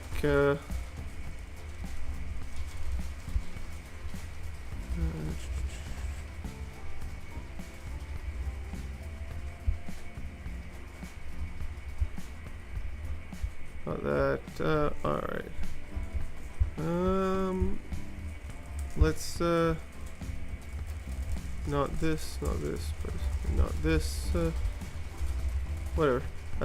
So let's go back to my crashed car, pick it up and put it back on track so we can jump over some trains again.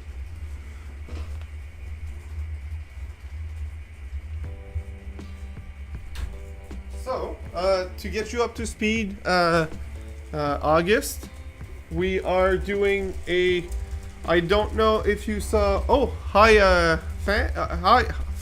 hi, Drew, glad to see you here. All right, enjoy Rouser. So, to get both Drew and August up to speed, tonight is a slightly different live stream because I didn't receive what I wanted to receive today to work on the layout. So because of that, we will be doing another live stream on Wednesday. I've been encouraged by someone here to do both nights because I was debating. The one who shall not be named.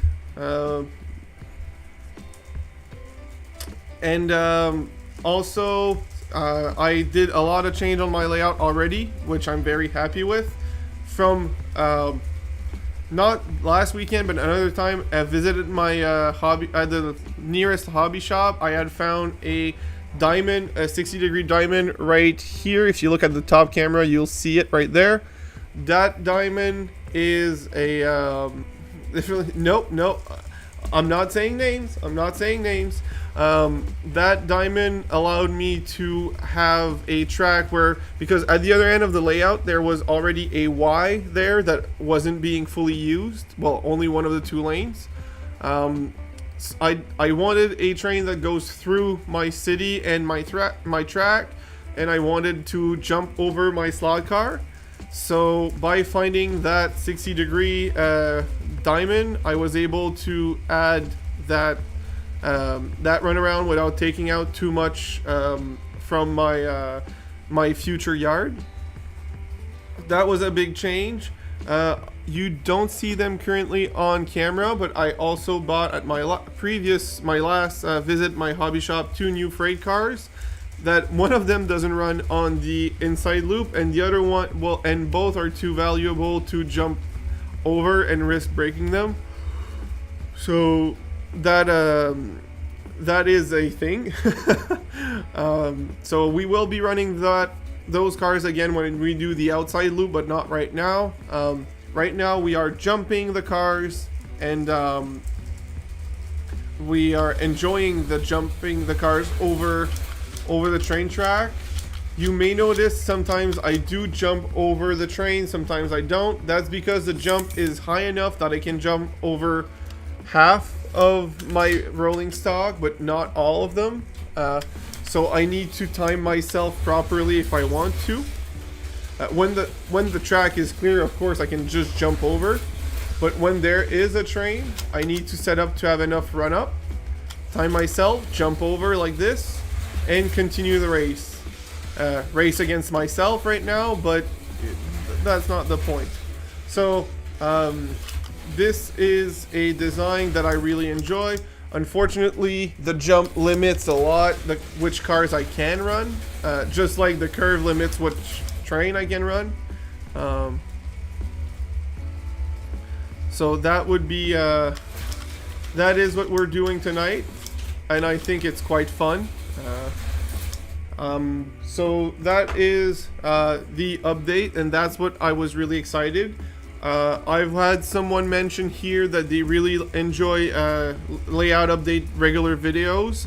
That will come very soon. I will be I lost my cars. That will be coming very soon. I want to do one for my HO scale layout, just like I did previously for my N scale. I have not done any progress on the N scale since that last video, so you know, that's fair. There will also be another video. I don't know, I don't have any release dates for either of those two.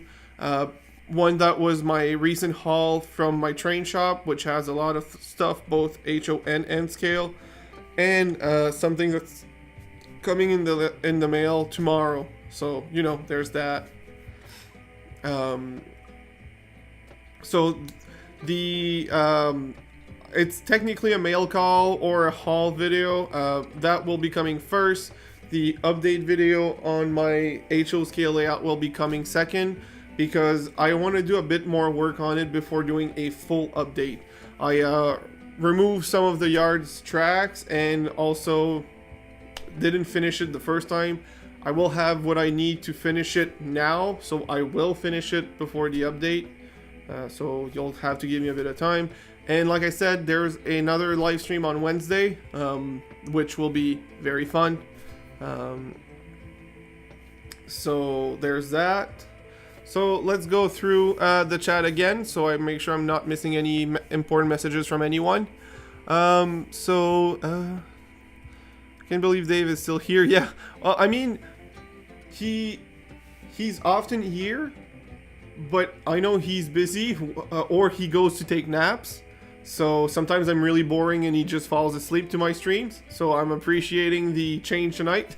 I don't know what I did differently, but apparently I'm more fun. Must be the jump. Trains and stuff. I know I should be unboxing my next piles of gift. Oh, that was that was to another. That is some. That is probably an answer to something else I missed, but yeah, that's okay. I should be on next pile of gifts. Yes, Dave, that is how you build your collection. Green does not suit you. That was meant as a compliment. No, not a dig, silly man. I mean, thank you. So there's some intent. I'm not sure if the helix will stay there, but there will be a helix somewhere on my layout for my slot cars. Because for some cars, not this one, but some cars, they really slide a lot, like they drift a lot, and they're fun to drift through the helix. Plus, I've seen a few highway exits, not an exit, but when there's 2 or 3 highways crossing paths at the same spot, there's sometimes lots of curve. Especially Japan has a lot of those elevated highways with like a long ramp to get up and or down. So that was the idea in mind for that spot. There's a few things I want to include in my in my layout for slot cars as well, not just trains. I want it to be interesting for both types of vehicles. But yeah, so that's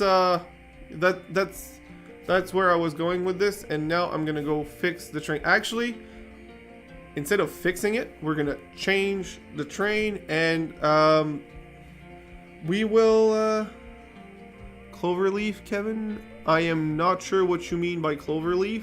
I know what an actual cloverleaf is, but I'm not sure if I'm just misunderstanding something simple or I said something that didn't make sense. I'll come back to you, Russ. So I will move that engine out of the way. And I will remove some cars on that train so that it fits where it is.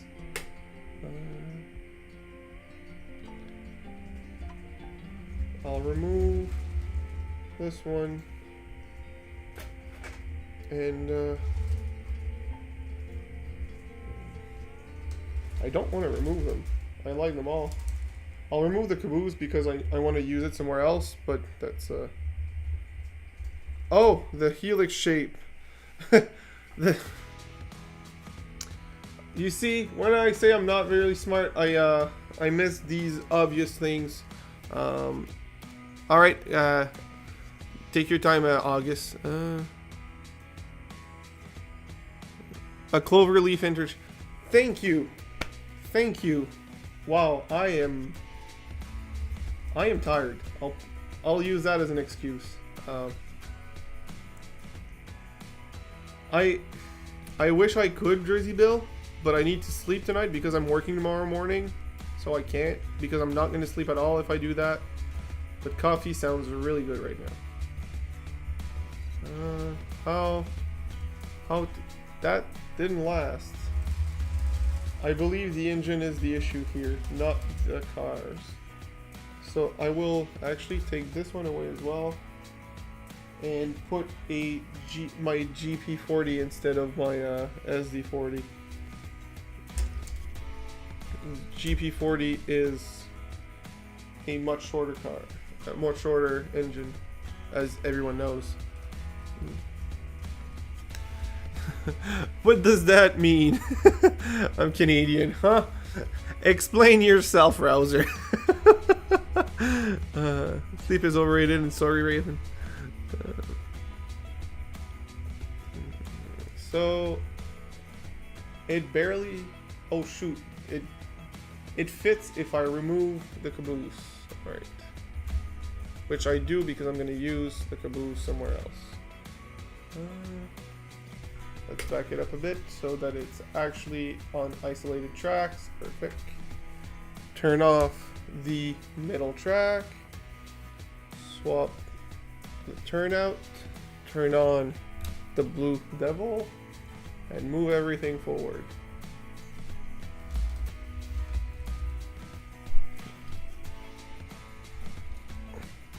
And I forgot to change a turnout again. Alright, so why didn't it couple? There you go, now it coupled. Alright, so Odark 3, Kevin, I feel for you. Thank you. Don't know sleep. Sleep now equals eyes closed. If that counted, I would sleep at work. No, I'm just kidding. I do nap times when I don't. Sometimes when I don't want to. I can't take a nap at work. Just not on movie nights. I mean, I would say that if you draw eyes over your eyelids, you could have a movie night, a full successful movie night, as long as you're not snoring.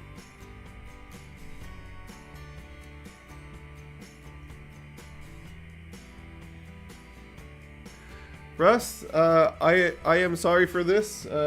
Unfortunately for you, I work. I do between 6 and 8 hours of sleep. Usually more closer to 6. And it's always one simple reason, and it's my behavior not being. I don't have a good self-discipline of going to bed on time. I'd like to say that it's your guys' fault because I'm doing a live stream with you guys, but that would be my discipline of not taking, not ending the stream on time, not you guys, your guys' fault. So there's that. So I just put the CN on the outside track, but I never stopped it, and there's no off switch for that one. But what I can do is stop the Blue Devil, turn off the Blue Devil's track, and bring the CN back.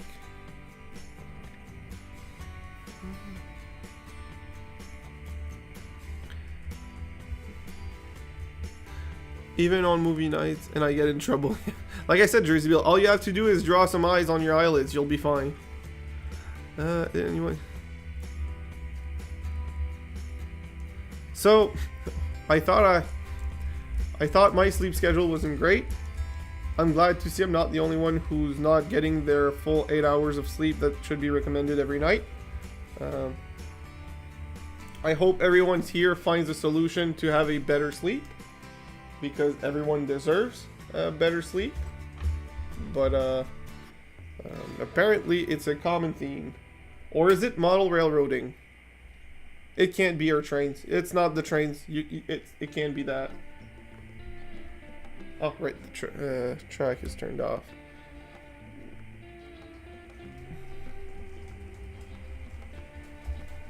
So this is one of, not my, well, I can't say it's my favorite engine, but it's up there in the tops.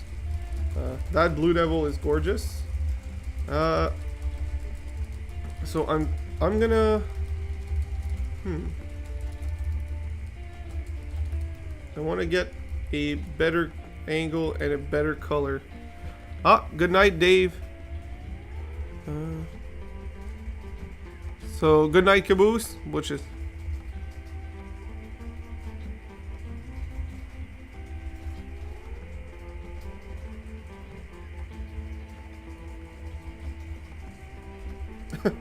okay, well, cats sleep through everything other than me sneezing. So,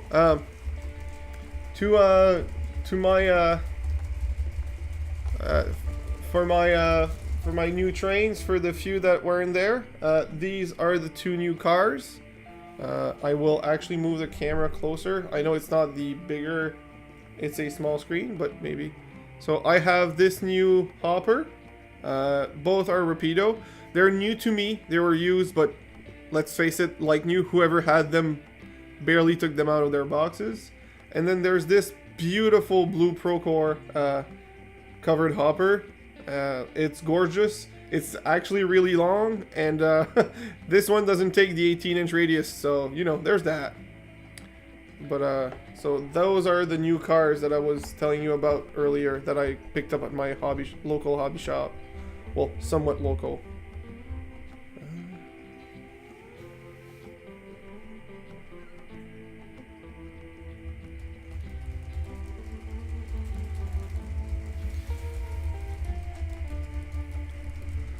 So, for the next train, I mean, so right now we can run some slot cars, but I'm not even sure if it's gonna jump, because I don't know if the tank car is in the way or not. For the tank car, only the trap in the middle could be in the way, not the entire car. I'm gonna pull on it a bit. There you go. So that should be good. Yep, we're good now.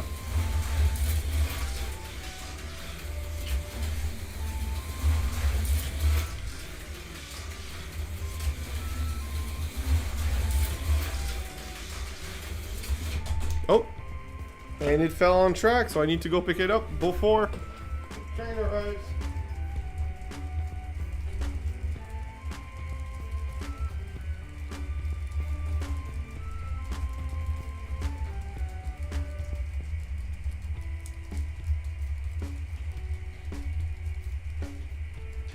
so it jumps over.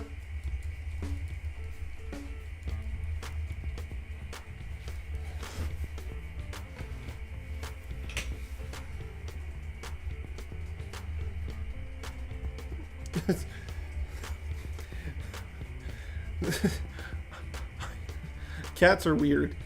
I have 2 cats. I love them, but cats are weird.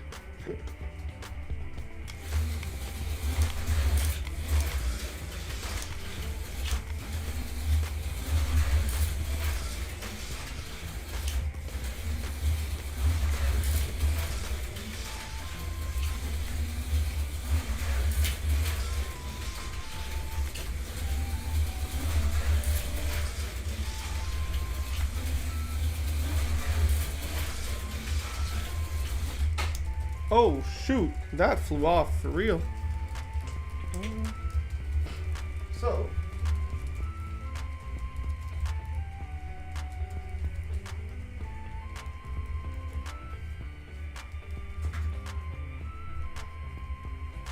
right now I'm gonna try a car that I actually don't know if it'll jump or not.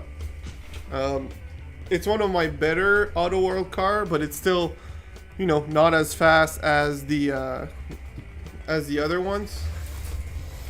So it did jump. Nice. That's cool. And it didn't this time. Welcome back, August. That car had some Red Bull. Yeah, well, had more than one, that's for sure. It got some wings and probably more than 2 wings.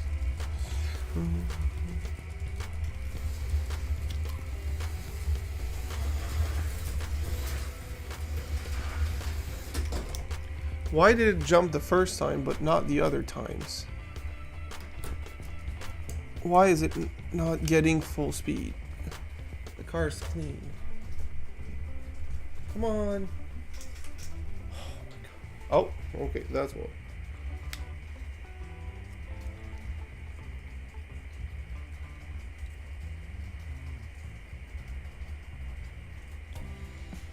What is going on with this car now?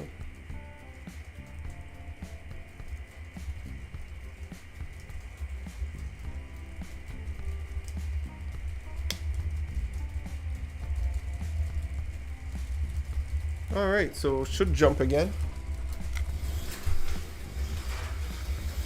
Yep.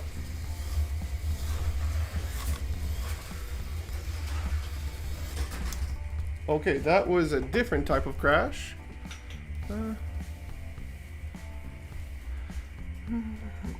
Sorry, I'm kind of starting. So I'm putting more.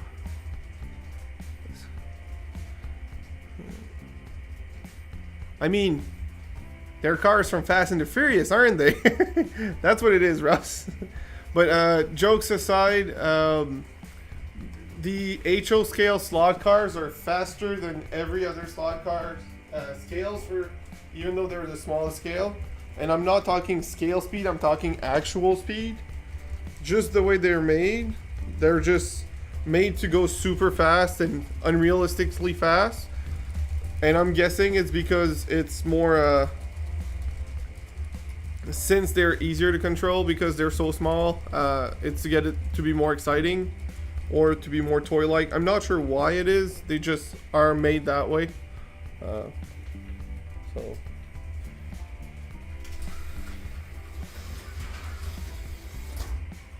right, I forgot I need to go full speed for that section.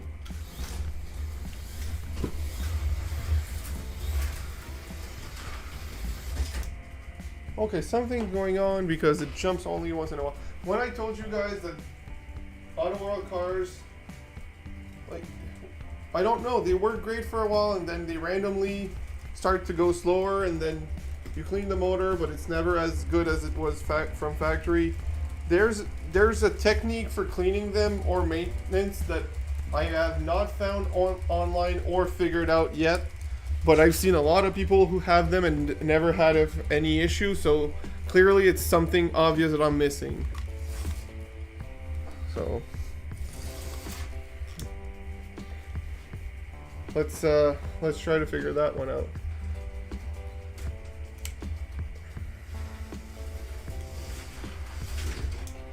Okay, that's a driver skill issue. That's a different story.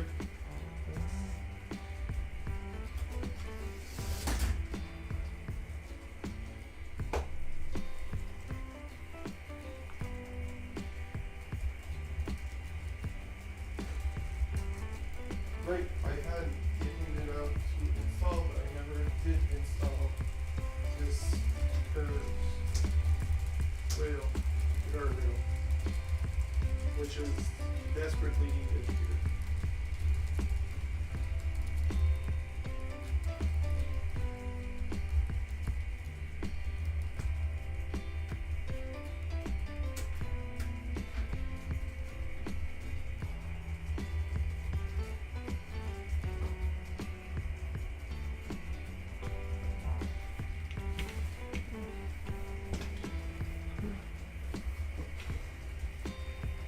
All right, so let's hope this goes better this time. And this time, while I had speed, I lost it all by drifting the last curve before the jump. So there's that. That's a driver issue and not a car or jump issue. And now I just blatantly fail. So I'm gonna go back to the FX cars because those are guaranteed working.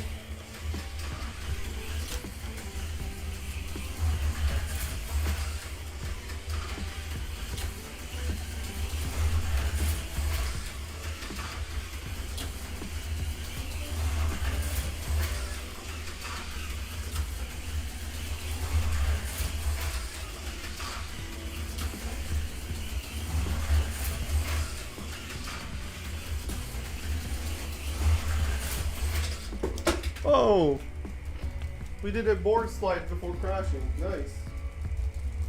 Let's make sure everything's all right. Yep.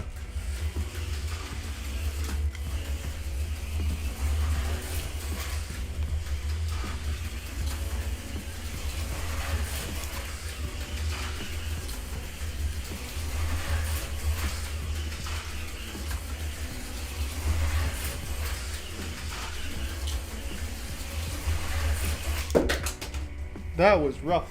I hope the car is okay. Yes, it is. Even the repaired part from an accident from earlier. Not earlier today, but again, I'm not the best driver.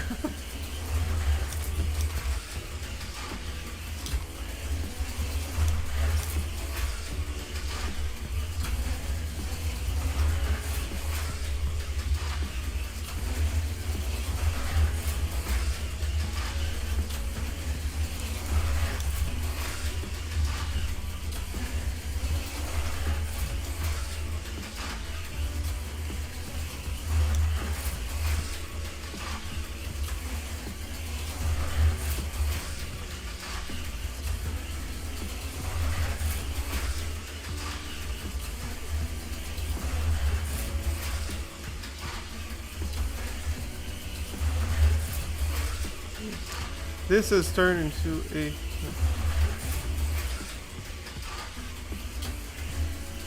Well, more food. This really is a food channel now. Turned into a dart game of, or lawn darts. So I have a Fast and Furious 1994 Toyota Supra Mark IV, Kevin, is a die-cast enforcement. I'm wondering how easy would it be the conversion of it, because I have also a 143 scale Toyota Supra from the Too Fast Too Furious, and maybe the same as you, I'm not sure. And I have the Eclipse from the first one. If the conversion is easy, it is almost tempting to pick up a 143 scale slot car set and just swap it over. So, it is 10:30 at my time. I expect to last until 11 my time, so another 30 minutes. I was wondering how you guys would feel if we ran some VRail because I know a lot of you guys like it. I'll go get my F40, and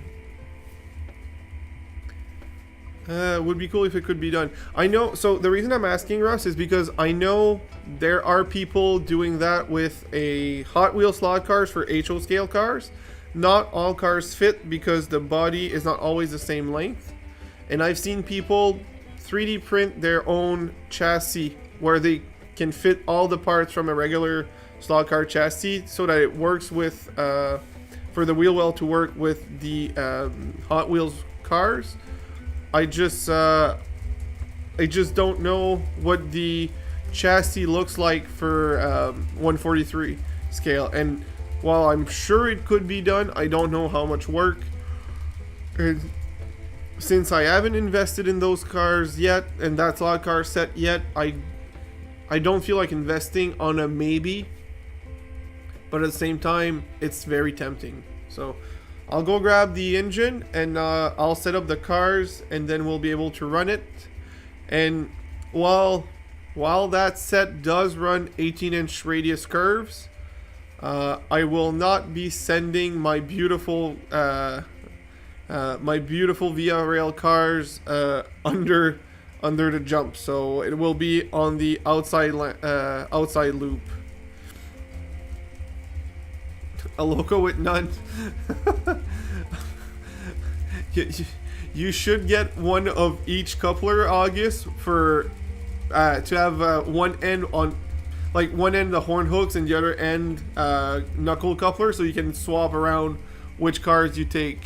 Or if they're all the same type, actually, or you don't even have to, with the Ocean now being a mismatch train, you could swap the couplers on a knuckle coupler car and a horn hook car to have them a transition. I have two transition cars actually, so I'll go grab the Via Rail engine.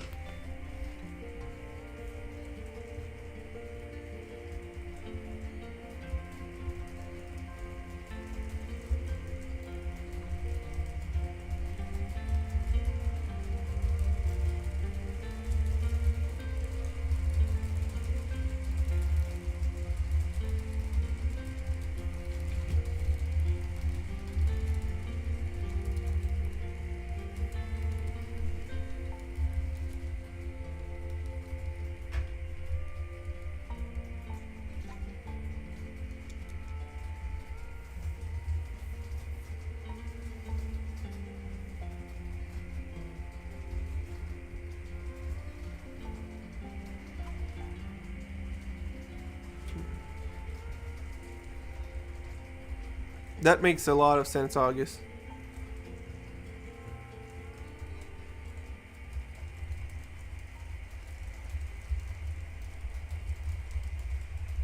Awesome, thank you, Russ, and let me know on the next stream if you have any update. All right, enjoy August. See you soon.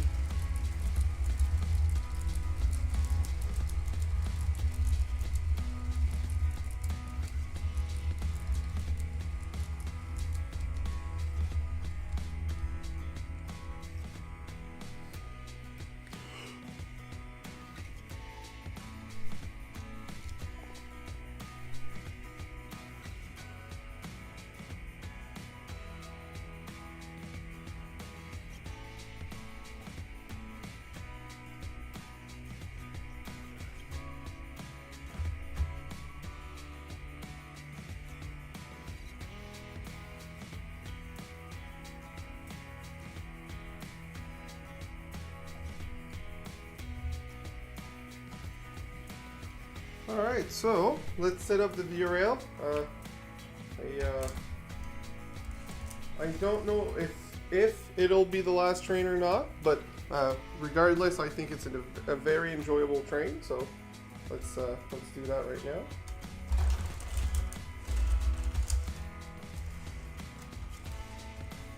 So, and while mine is just a 4-car train, it has one of, well, not each type because there's a lot more types, but the 4 main types, including my personal favorite, which is the dome car. Beautiful car. I wish these were still a thing on the ocean for when I take it, because that was the most enjoyable part of that train. But you know, life happens, I guess. They had to remove it.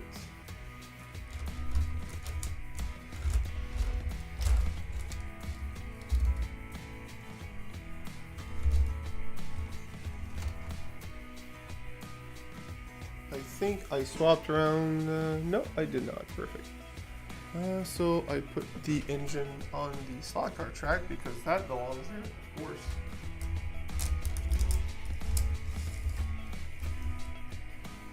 Alright, so let's go pick up the passenger cars, and then we can enjoy the ride. Thank you, Colleen. I thought you would, honestly.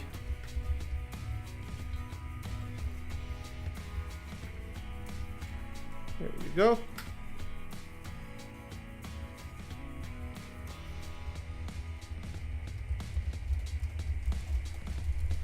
So mine is, I believe, a Jada model. Or is it a Hot Wheels? Either or.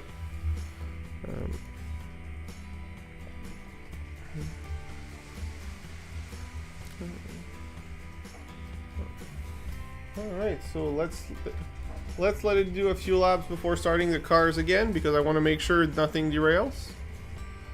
But so I especially like this view. Oh, speaking of derailments, why did you? You had no reason to, but you did.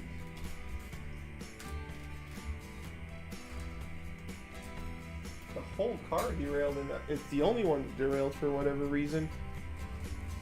Let's give it another try. Oh. Something else locked. What is it stuck on?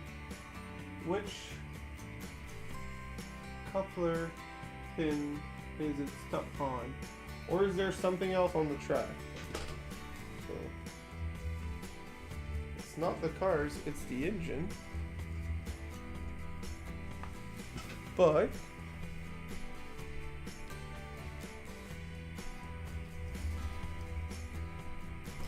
there's nothing to get caught on. The plow is getting caught on the joint, which I didn't think was at a problematic level. Huh. I knew that plow was low, but it's barely a bump. Why is it? I mean, I could always put a nail on the turnout to bring it down, which would solve my issue, actually. Let's do that. So, it's gonna be a 5 minutes of Kevin works on his layout. So I'm gonna change the camera angle here so you guys can see it, and see me attempt to fix my track work that apparently is not good enough for the VIA. You guys, nice, you can actually see what I'm doing. Yep, that's an F40PH.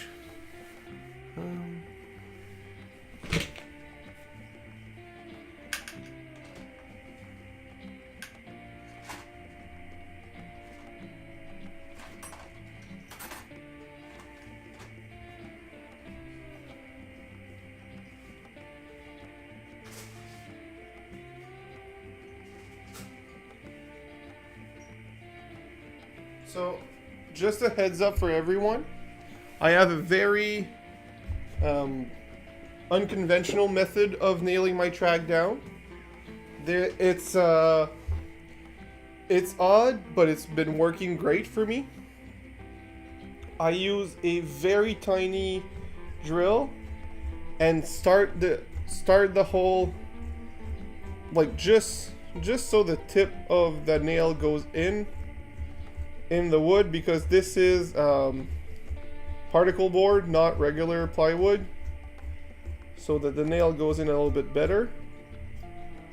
and then I put the nail into the track and everything until it fits, and then I take a pair of pliers and push it in slowly until it reaches the depth I'm looking for.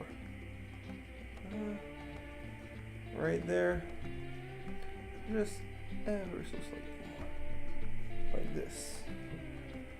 This should solve my issue.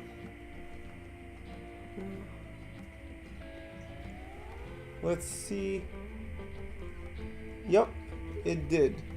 Now the camera's in front, so the camera wire is in front of it, so I'll have to move that again. But at least we fixed the track issue.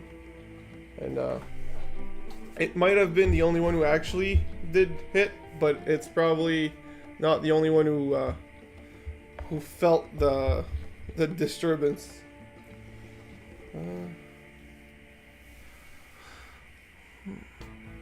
Oh, those Rock Islands.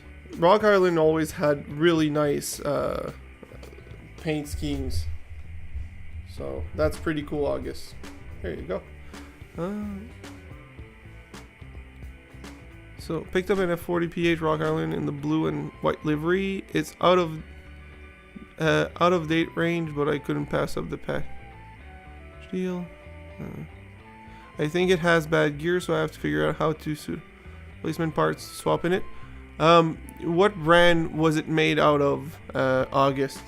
That we might be able to help you from there.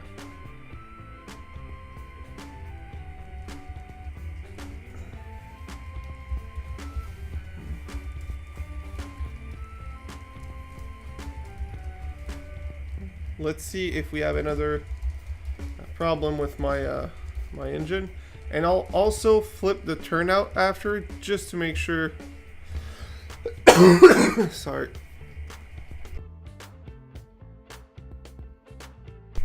Just to make sure it's fine both ways.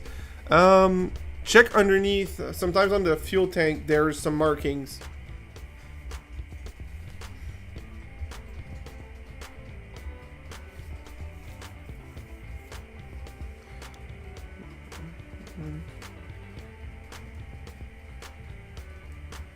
I think the U33B, I got in with it.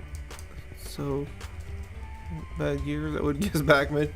So, while usually bad gears equal Bachmann, I've noticed that the Bachmann diesels are usually a lot more reliable for gears than Bachmann steams. Got in with his, it is a lifelike. Lifelike usually isn't bad. Does it roll at all? Does it completely lock? What are the symptoms you are experiencing, August?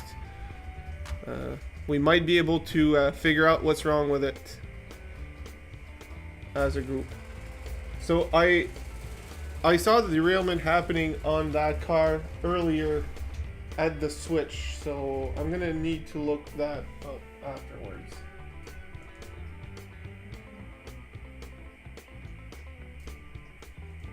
I need to make sure. Oh, that train's used to go the other way around, and apparently it makes a difference, huh?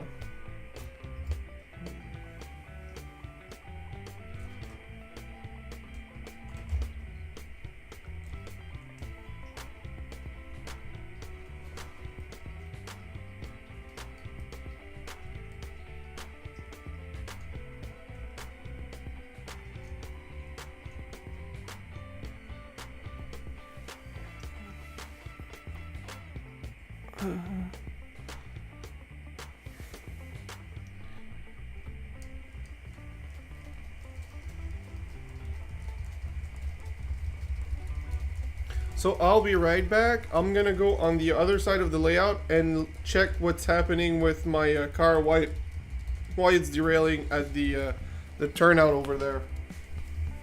There must be a reason.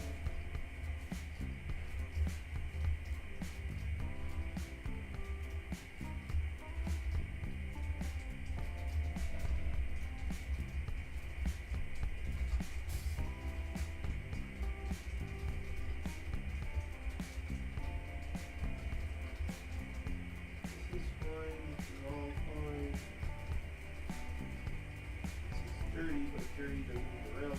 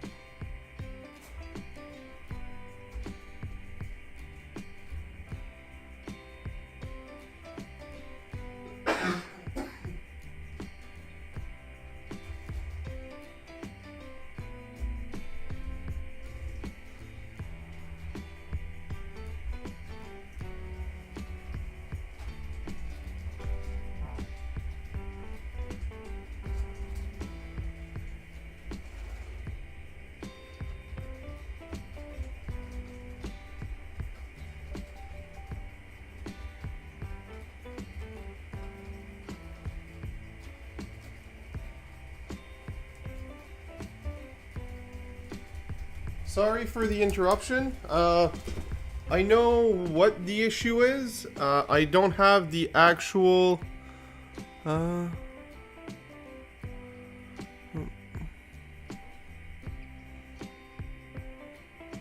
So, clatters a lot might just mean dried gears, or dirt stuck in the gears. You can always grease them a bit, and like clean them first and then grease them a bit. It should work.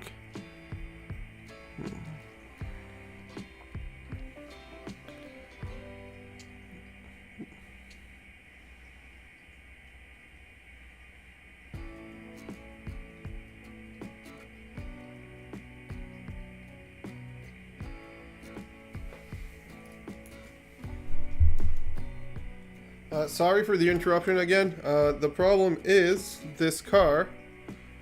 Sometimes it doesn't allow, like the undercarriage. I would need a spacer to make it look more realistic. They made it too close to the chassis, and it doesn't have actually enough movement front to back. So it's derailing because it's turning while going up and down. I don't think I have any spacers here. I can check, but I don't think I do.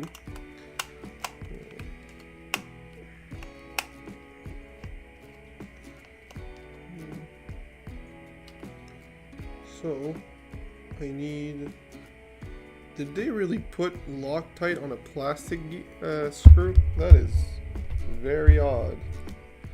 Very odd choice, Walters. Really odd choice. So, do I have anything that could resemble a spacer?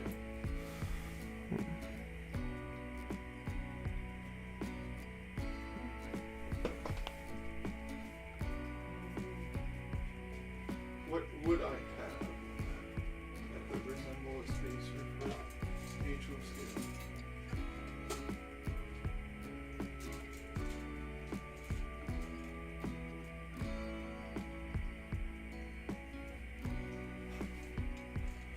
I'm willing to try it.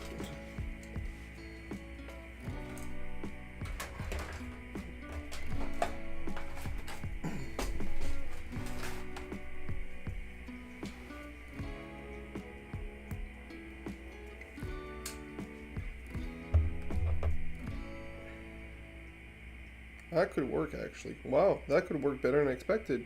No way. Nice.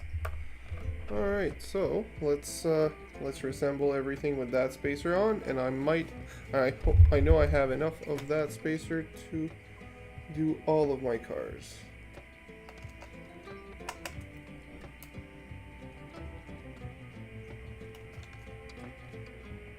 So yeah, it won't be as realistic, but you know, having an operational train that just works is much better than a realistic train. Both would be best, but since I have to choose, I'll take something that runs good.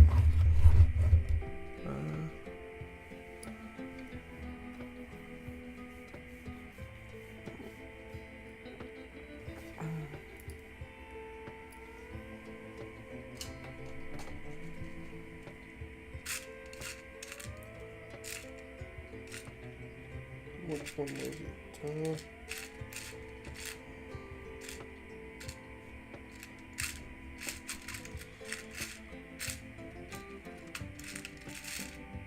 There you go.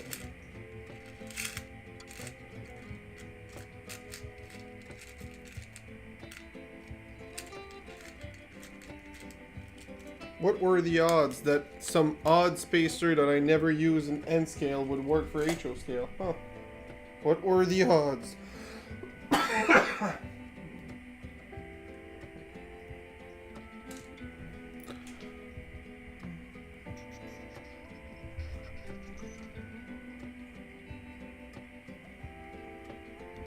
Hi, Jersey Bill.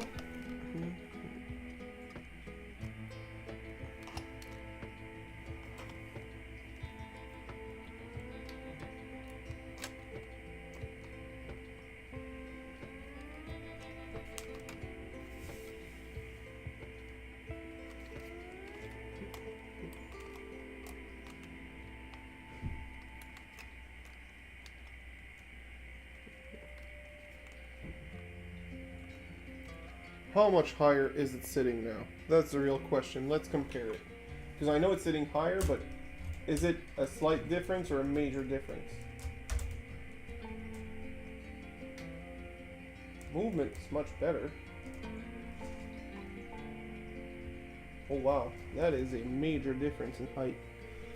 Okay, so I have to either a different spacer or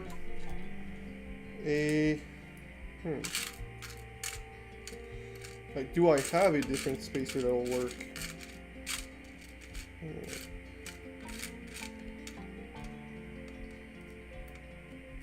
Where's that? Oh, that's right.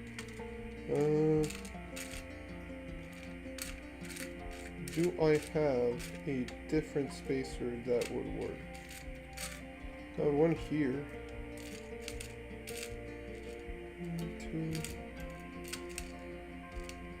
So I have enough for another car.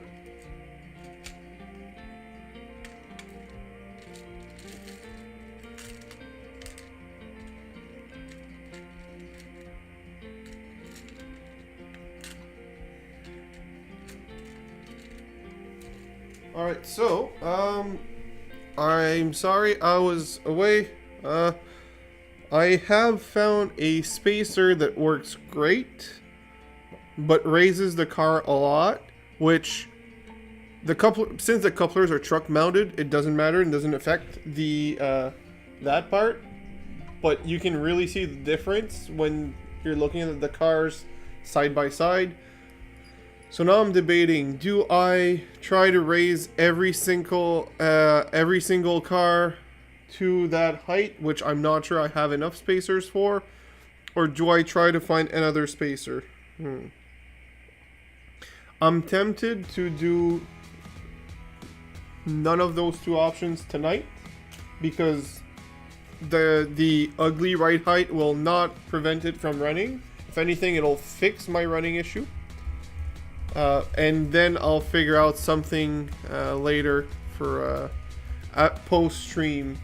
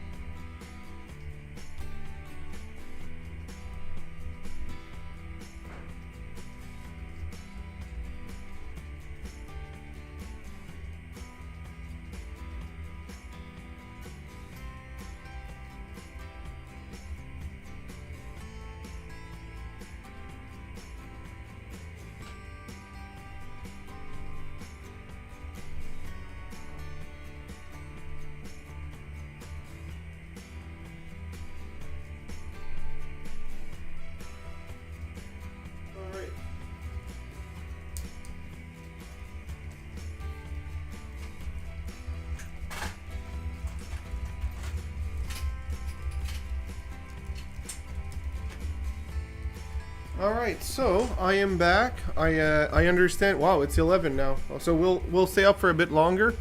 I am missing a lot of stuff. How many minutes to go, Bill? Another 15 to 30 minutes. I just spent half the time fixing something that wasn't even an issue, so you know, there's that. So the problem was the track had a small divot going down in an S-bend, and the the passenger car didn't have a lot of movement front to back on the where the trucks are mounted. So it's 50-50 the truck's fault, 50-50 the track's fault. Hi Jeff, by the way. Nice seeing you here. So I gave more movement by making it ugly, my passenger cars. But the issue wasn't really the passenger cars, it was the track not being properly leveled.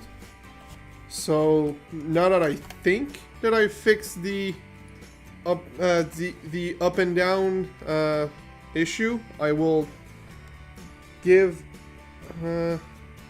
remove the spacers and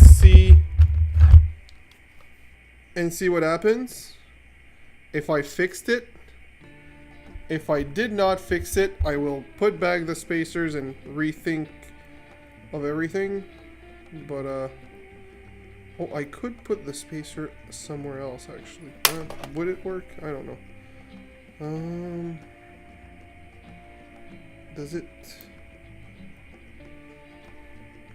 Oh my god, I just found a solution that's a perfect in-between.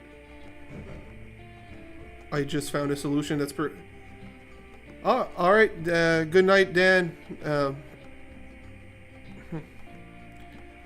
So, just to explain, alright, so I'll take the camera and show everyone what I mean. So, I'll, question, on my DCC loco, it's got a function for dynamic braking. When I activate it, I hear the sound for it. Should there be some actual braking or strictly sound effect? Depends on the loco, the decoder, and how it's set up. I've seen people that it does, some people that it doesn't. So that would very much depend on the loco setup browser. So just to explain, I know I'm using random webcam. So the trucks, well, it's hard to, I'll put it here. So yeah, it's a small camera, but it'll do. So the truck movement back and forth like this was very, very limited when it's at the flush level, which is just a second, this. As you can see, there's almost no movement.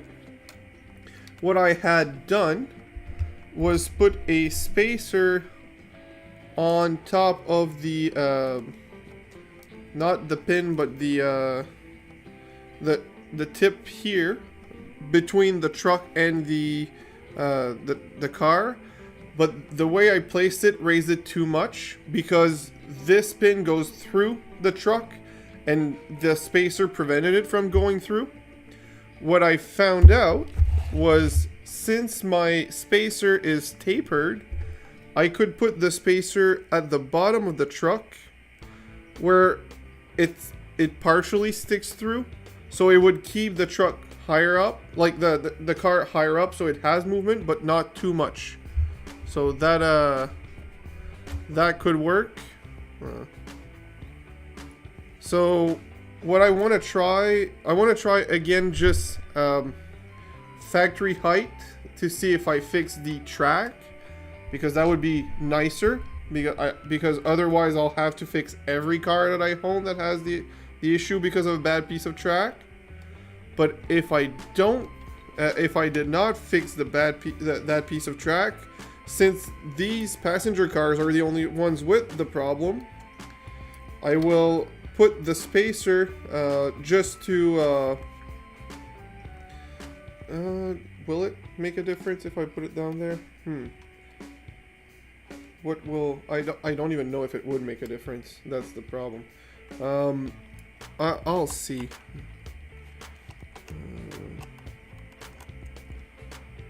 So yeah, I want to try it without the spacer, not to verify if I have fixed my track or not, because that would be a better fix. But if I can't fix my track, I will try to fix these cars. The reason I think cars could be fixed is because not all of them have the issue, just some of them. Meaning that it might be a specific not manufacturing defect, but a specific issue. Seats go. towards our front facing most of the time.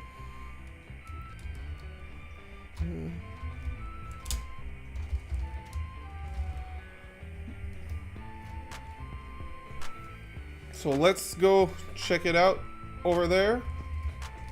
I will turn this camera around again so that we can see the trains coming instead of my basement.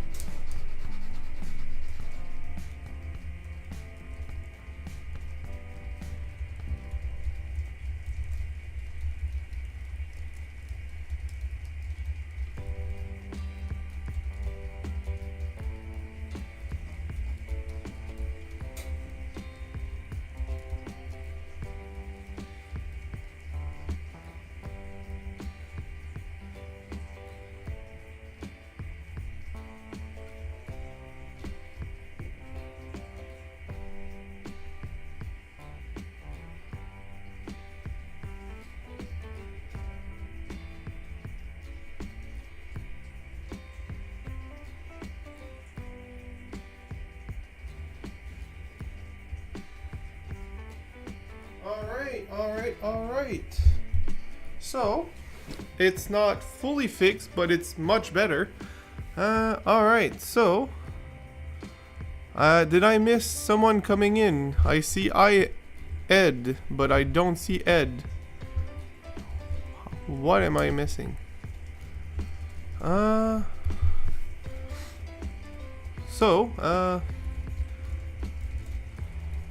You are correct, Browser. So my girlfriend has been saying to me that recently, well, actually since she's known me, the thing I am the most surprised about when I talk about things that I buy or own is it just works. She finds it so funny when I'm surprised that when I buy something it works from the get-go, because I've always had to tinker with everything that I've bought, because I always buy weird stuff that I like, from specific train cars to really weird or not weird but odd computer parts with very specific goal, or regardless, I've always been a tinkerer, which I like, but sometimes I like when it just works. And she's always like, she's always finding it funny when I buy something. I'm like, it just works. It's amazing. Because I'm surprised that it actually just works. Because everything I seem to buy usually needs some fiddling. I have partially fixed the track problem. The joint was not even, was uneven because it is an insulator joiner, so it wasn't even, and it has a space in between because of the insulation joiners. So not only was it not having full range of movement on the truck, but on top of that, it had the how would I say this? The flange on the car would catch on that edge, so I filed the edge down on the turnout, and so the flange doesn't catch anymore. So I guess it's fixed. Well, so that's that. Hi Ed, now I'm seeing you. I don't know what I didn't see your first hello message, but you are very much welcome here. So I was supposed to be done at 11. It's 11:15 right now, as so we say all. Yeah. So for that reason, I will stay up until 11:30. Because I want to enjoy this and maybe run a bit more slot cars, because why not? Thank you, Rouser. I appreciate. I try to go with, since I work in IT, I know a few of the people here, but not everyone here works in IT. The troubleshooting process is very similar to actually car mechanics, or any kind of mechanics, or any kind of repair person will probably have that same method, is going by the process of elimination, removing any variables. So at first, what the variable to remove was the passenger car. I wanted to make sure the car itself wasn't the issue. That's why I was looking where the derailment was happening. I found the derailment was at that piece of track. I saw the track was uneven, but I also saw that it was the only car not flexing the way it should have. By flexing, I mean like the truck's moving. So the ideas were, do you want to fix the track to make it perfectly level so that not perfectly good running cars work, or do you want to fix the cars so that it runs through your imperfect track? No one's gonna have a perfect track, so I guess fixing the cars is usually a better idea. But sometimes it's fun when you buy a car and it just works. So fixing the track was a more reliable option, so I tried to do a mix of both. I did not end up using the spacers because I made it work without the spacers. So I will keep them around in case I need them later, but I will not be using them. What else could I say about this? So yeah, that's how I did, and after a while, working on the track, I had to find where exactly the issue was, so the unevenness was it. So yeah, I was a programmer in the early days. I'm curious which language you worked with, Jersey Bill. I'm very curious.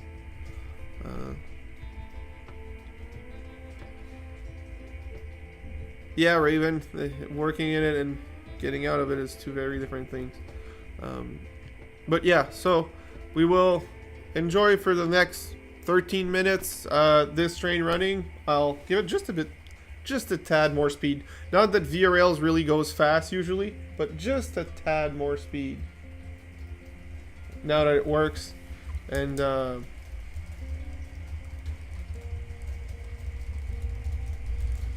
we could run some cars, but honestly at this point I'm getting tired and I just want to enjoy my trains. They're relaxing. Yep.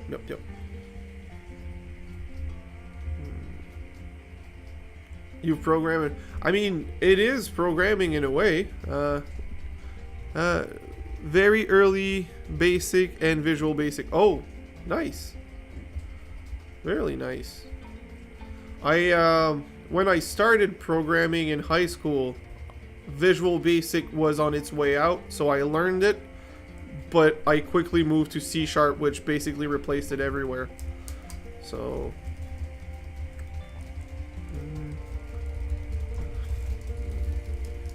that's I learned C++. I went to college in programming, and I did C++, C#, Java.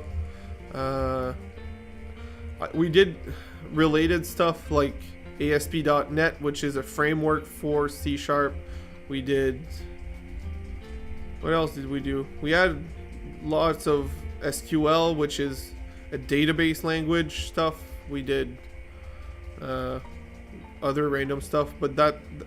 I would say that my college was mostly about C# and C++. I also some Lisp when I worked with AutoCAD. Yep. So Drew, those languages, I know Fortran, and I saw you mention COBOL. These two I know about, but never programmed them.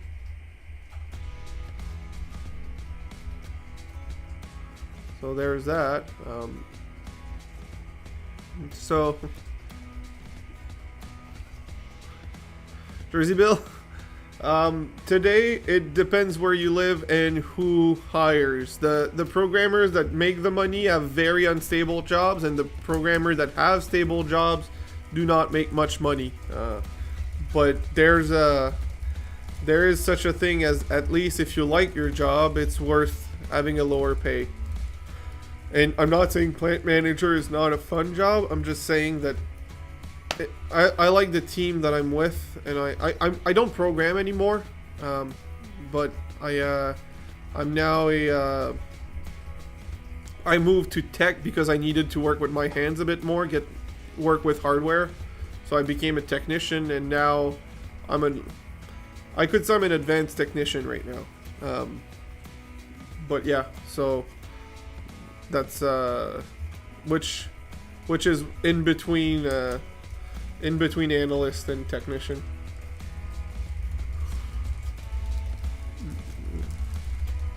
You programmed the clocks on a few VCRs. Yeah, that counts as programming.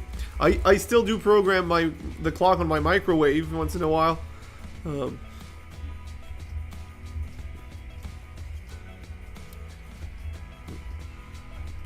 See, I never did punch cards, August. I'm on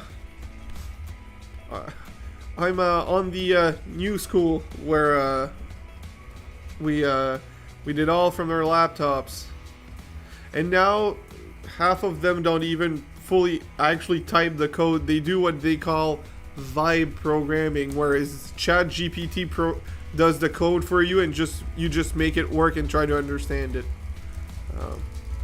So yeah, there's a few generation of programmers out there. There's you guys with punch cards. Then, so I guess August was punch cards and Drew.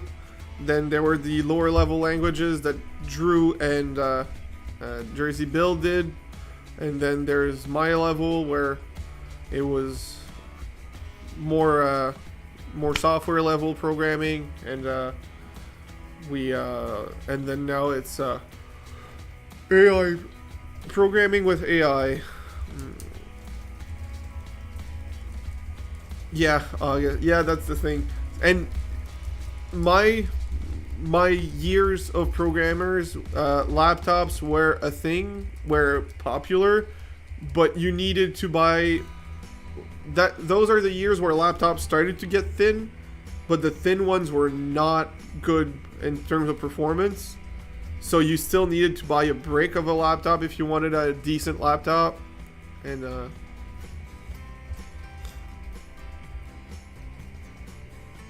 yep, Jersey Bill, that's also a good knowledge to have.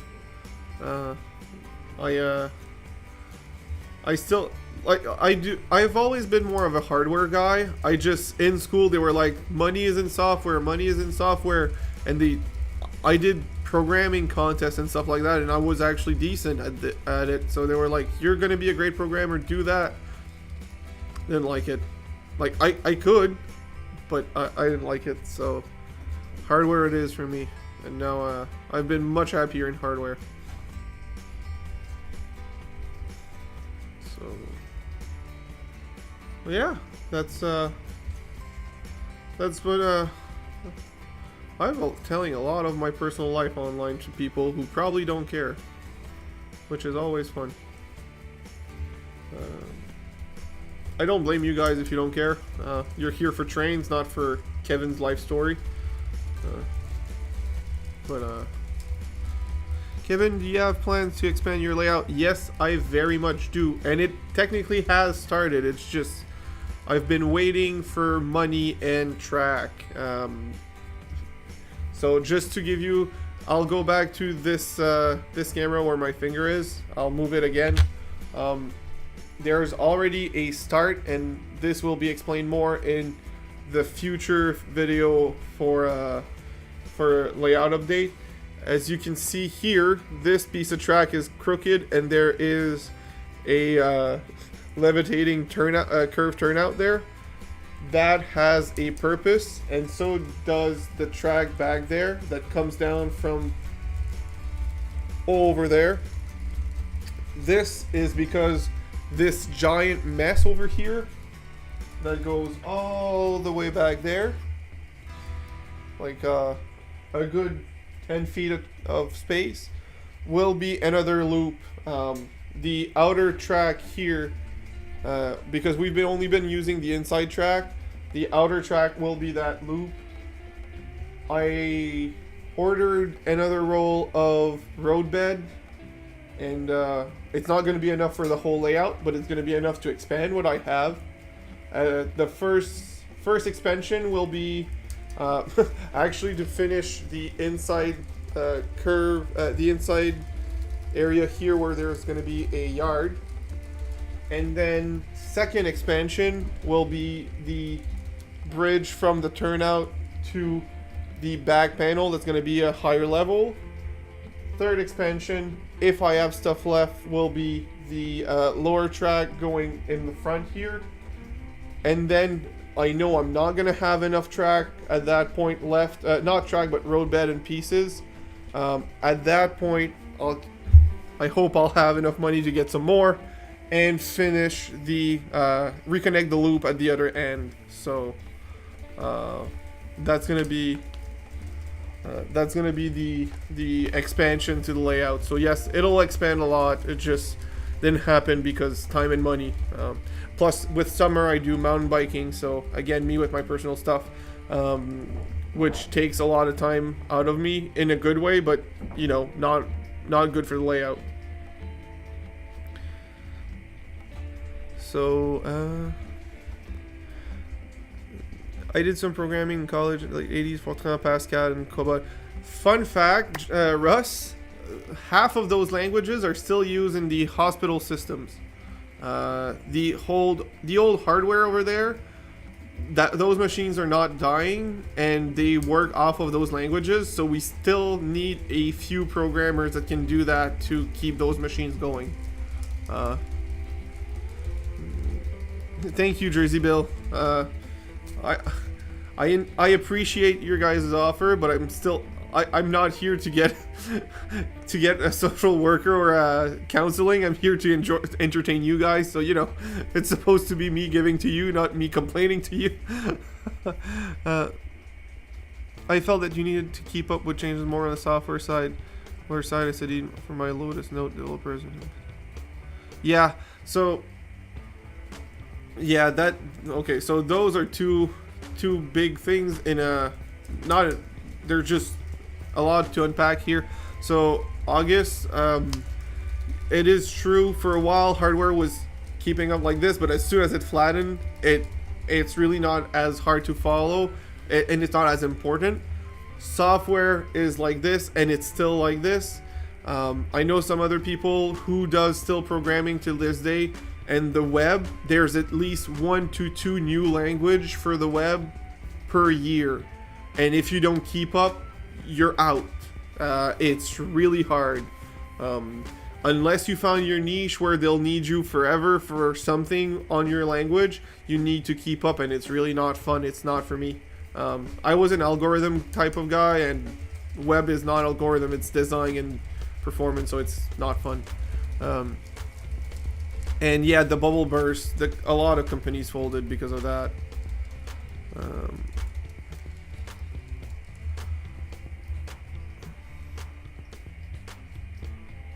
Yeah. Yeah, thank you, August. I mean, mountain biking it makes you feel alive when specifically me going on a limb again. I do downhill mountain biking. No, I don't do anything nearly as dangerous as as they do on Red Bull events, but I do downhill mountain biking, and it's a lot of fun. But crashes can hurt because you're going fast in a narrow trail with lots of roots and rocks and stuff. So very fun. You really feel like you're living when it's happening, but you know, it can be rough.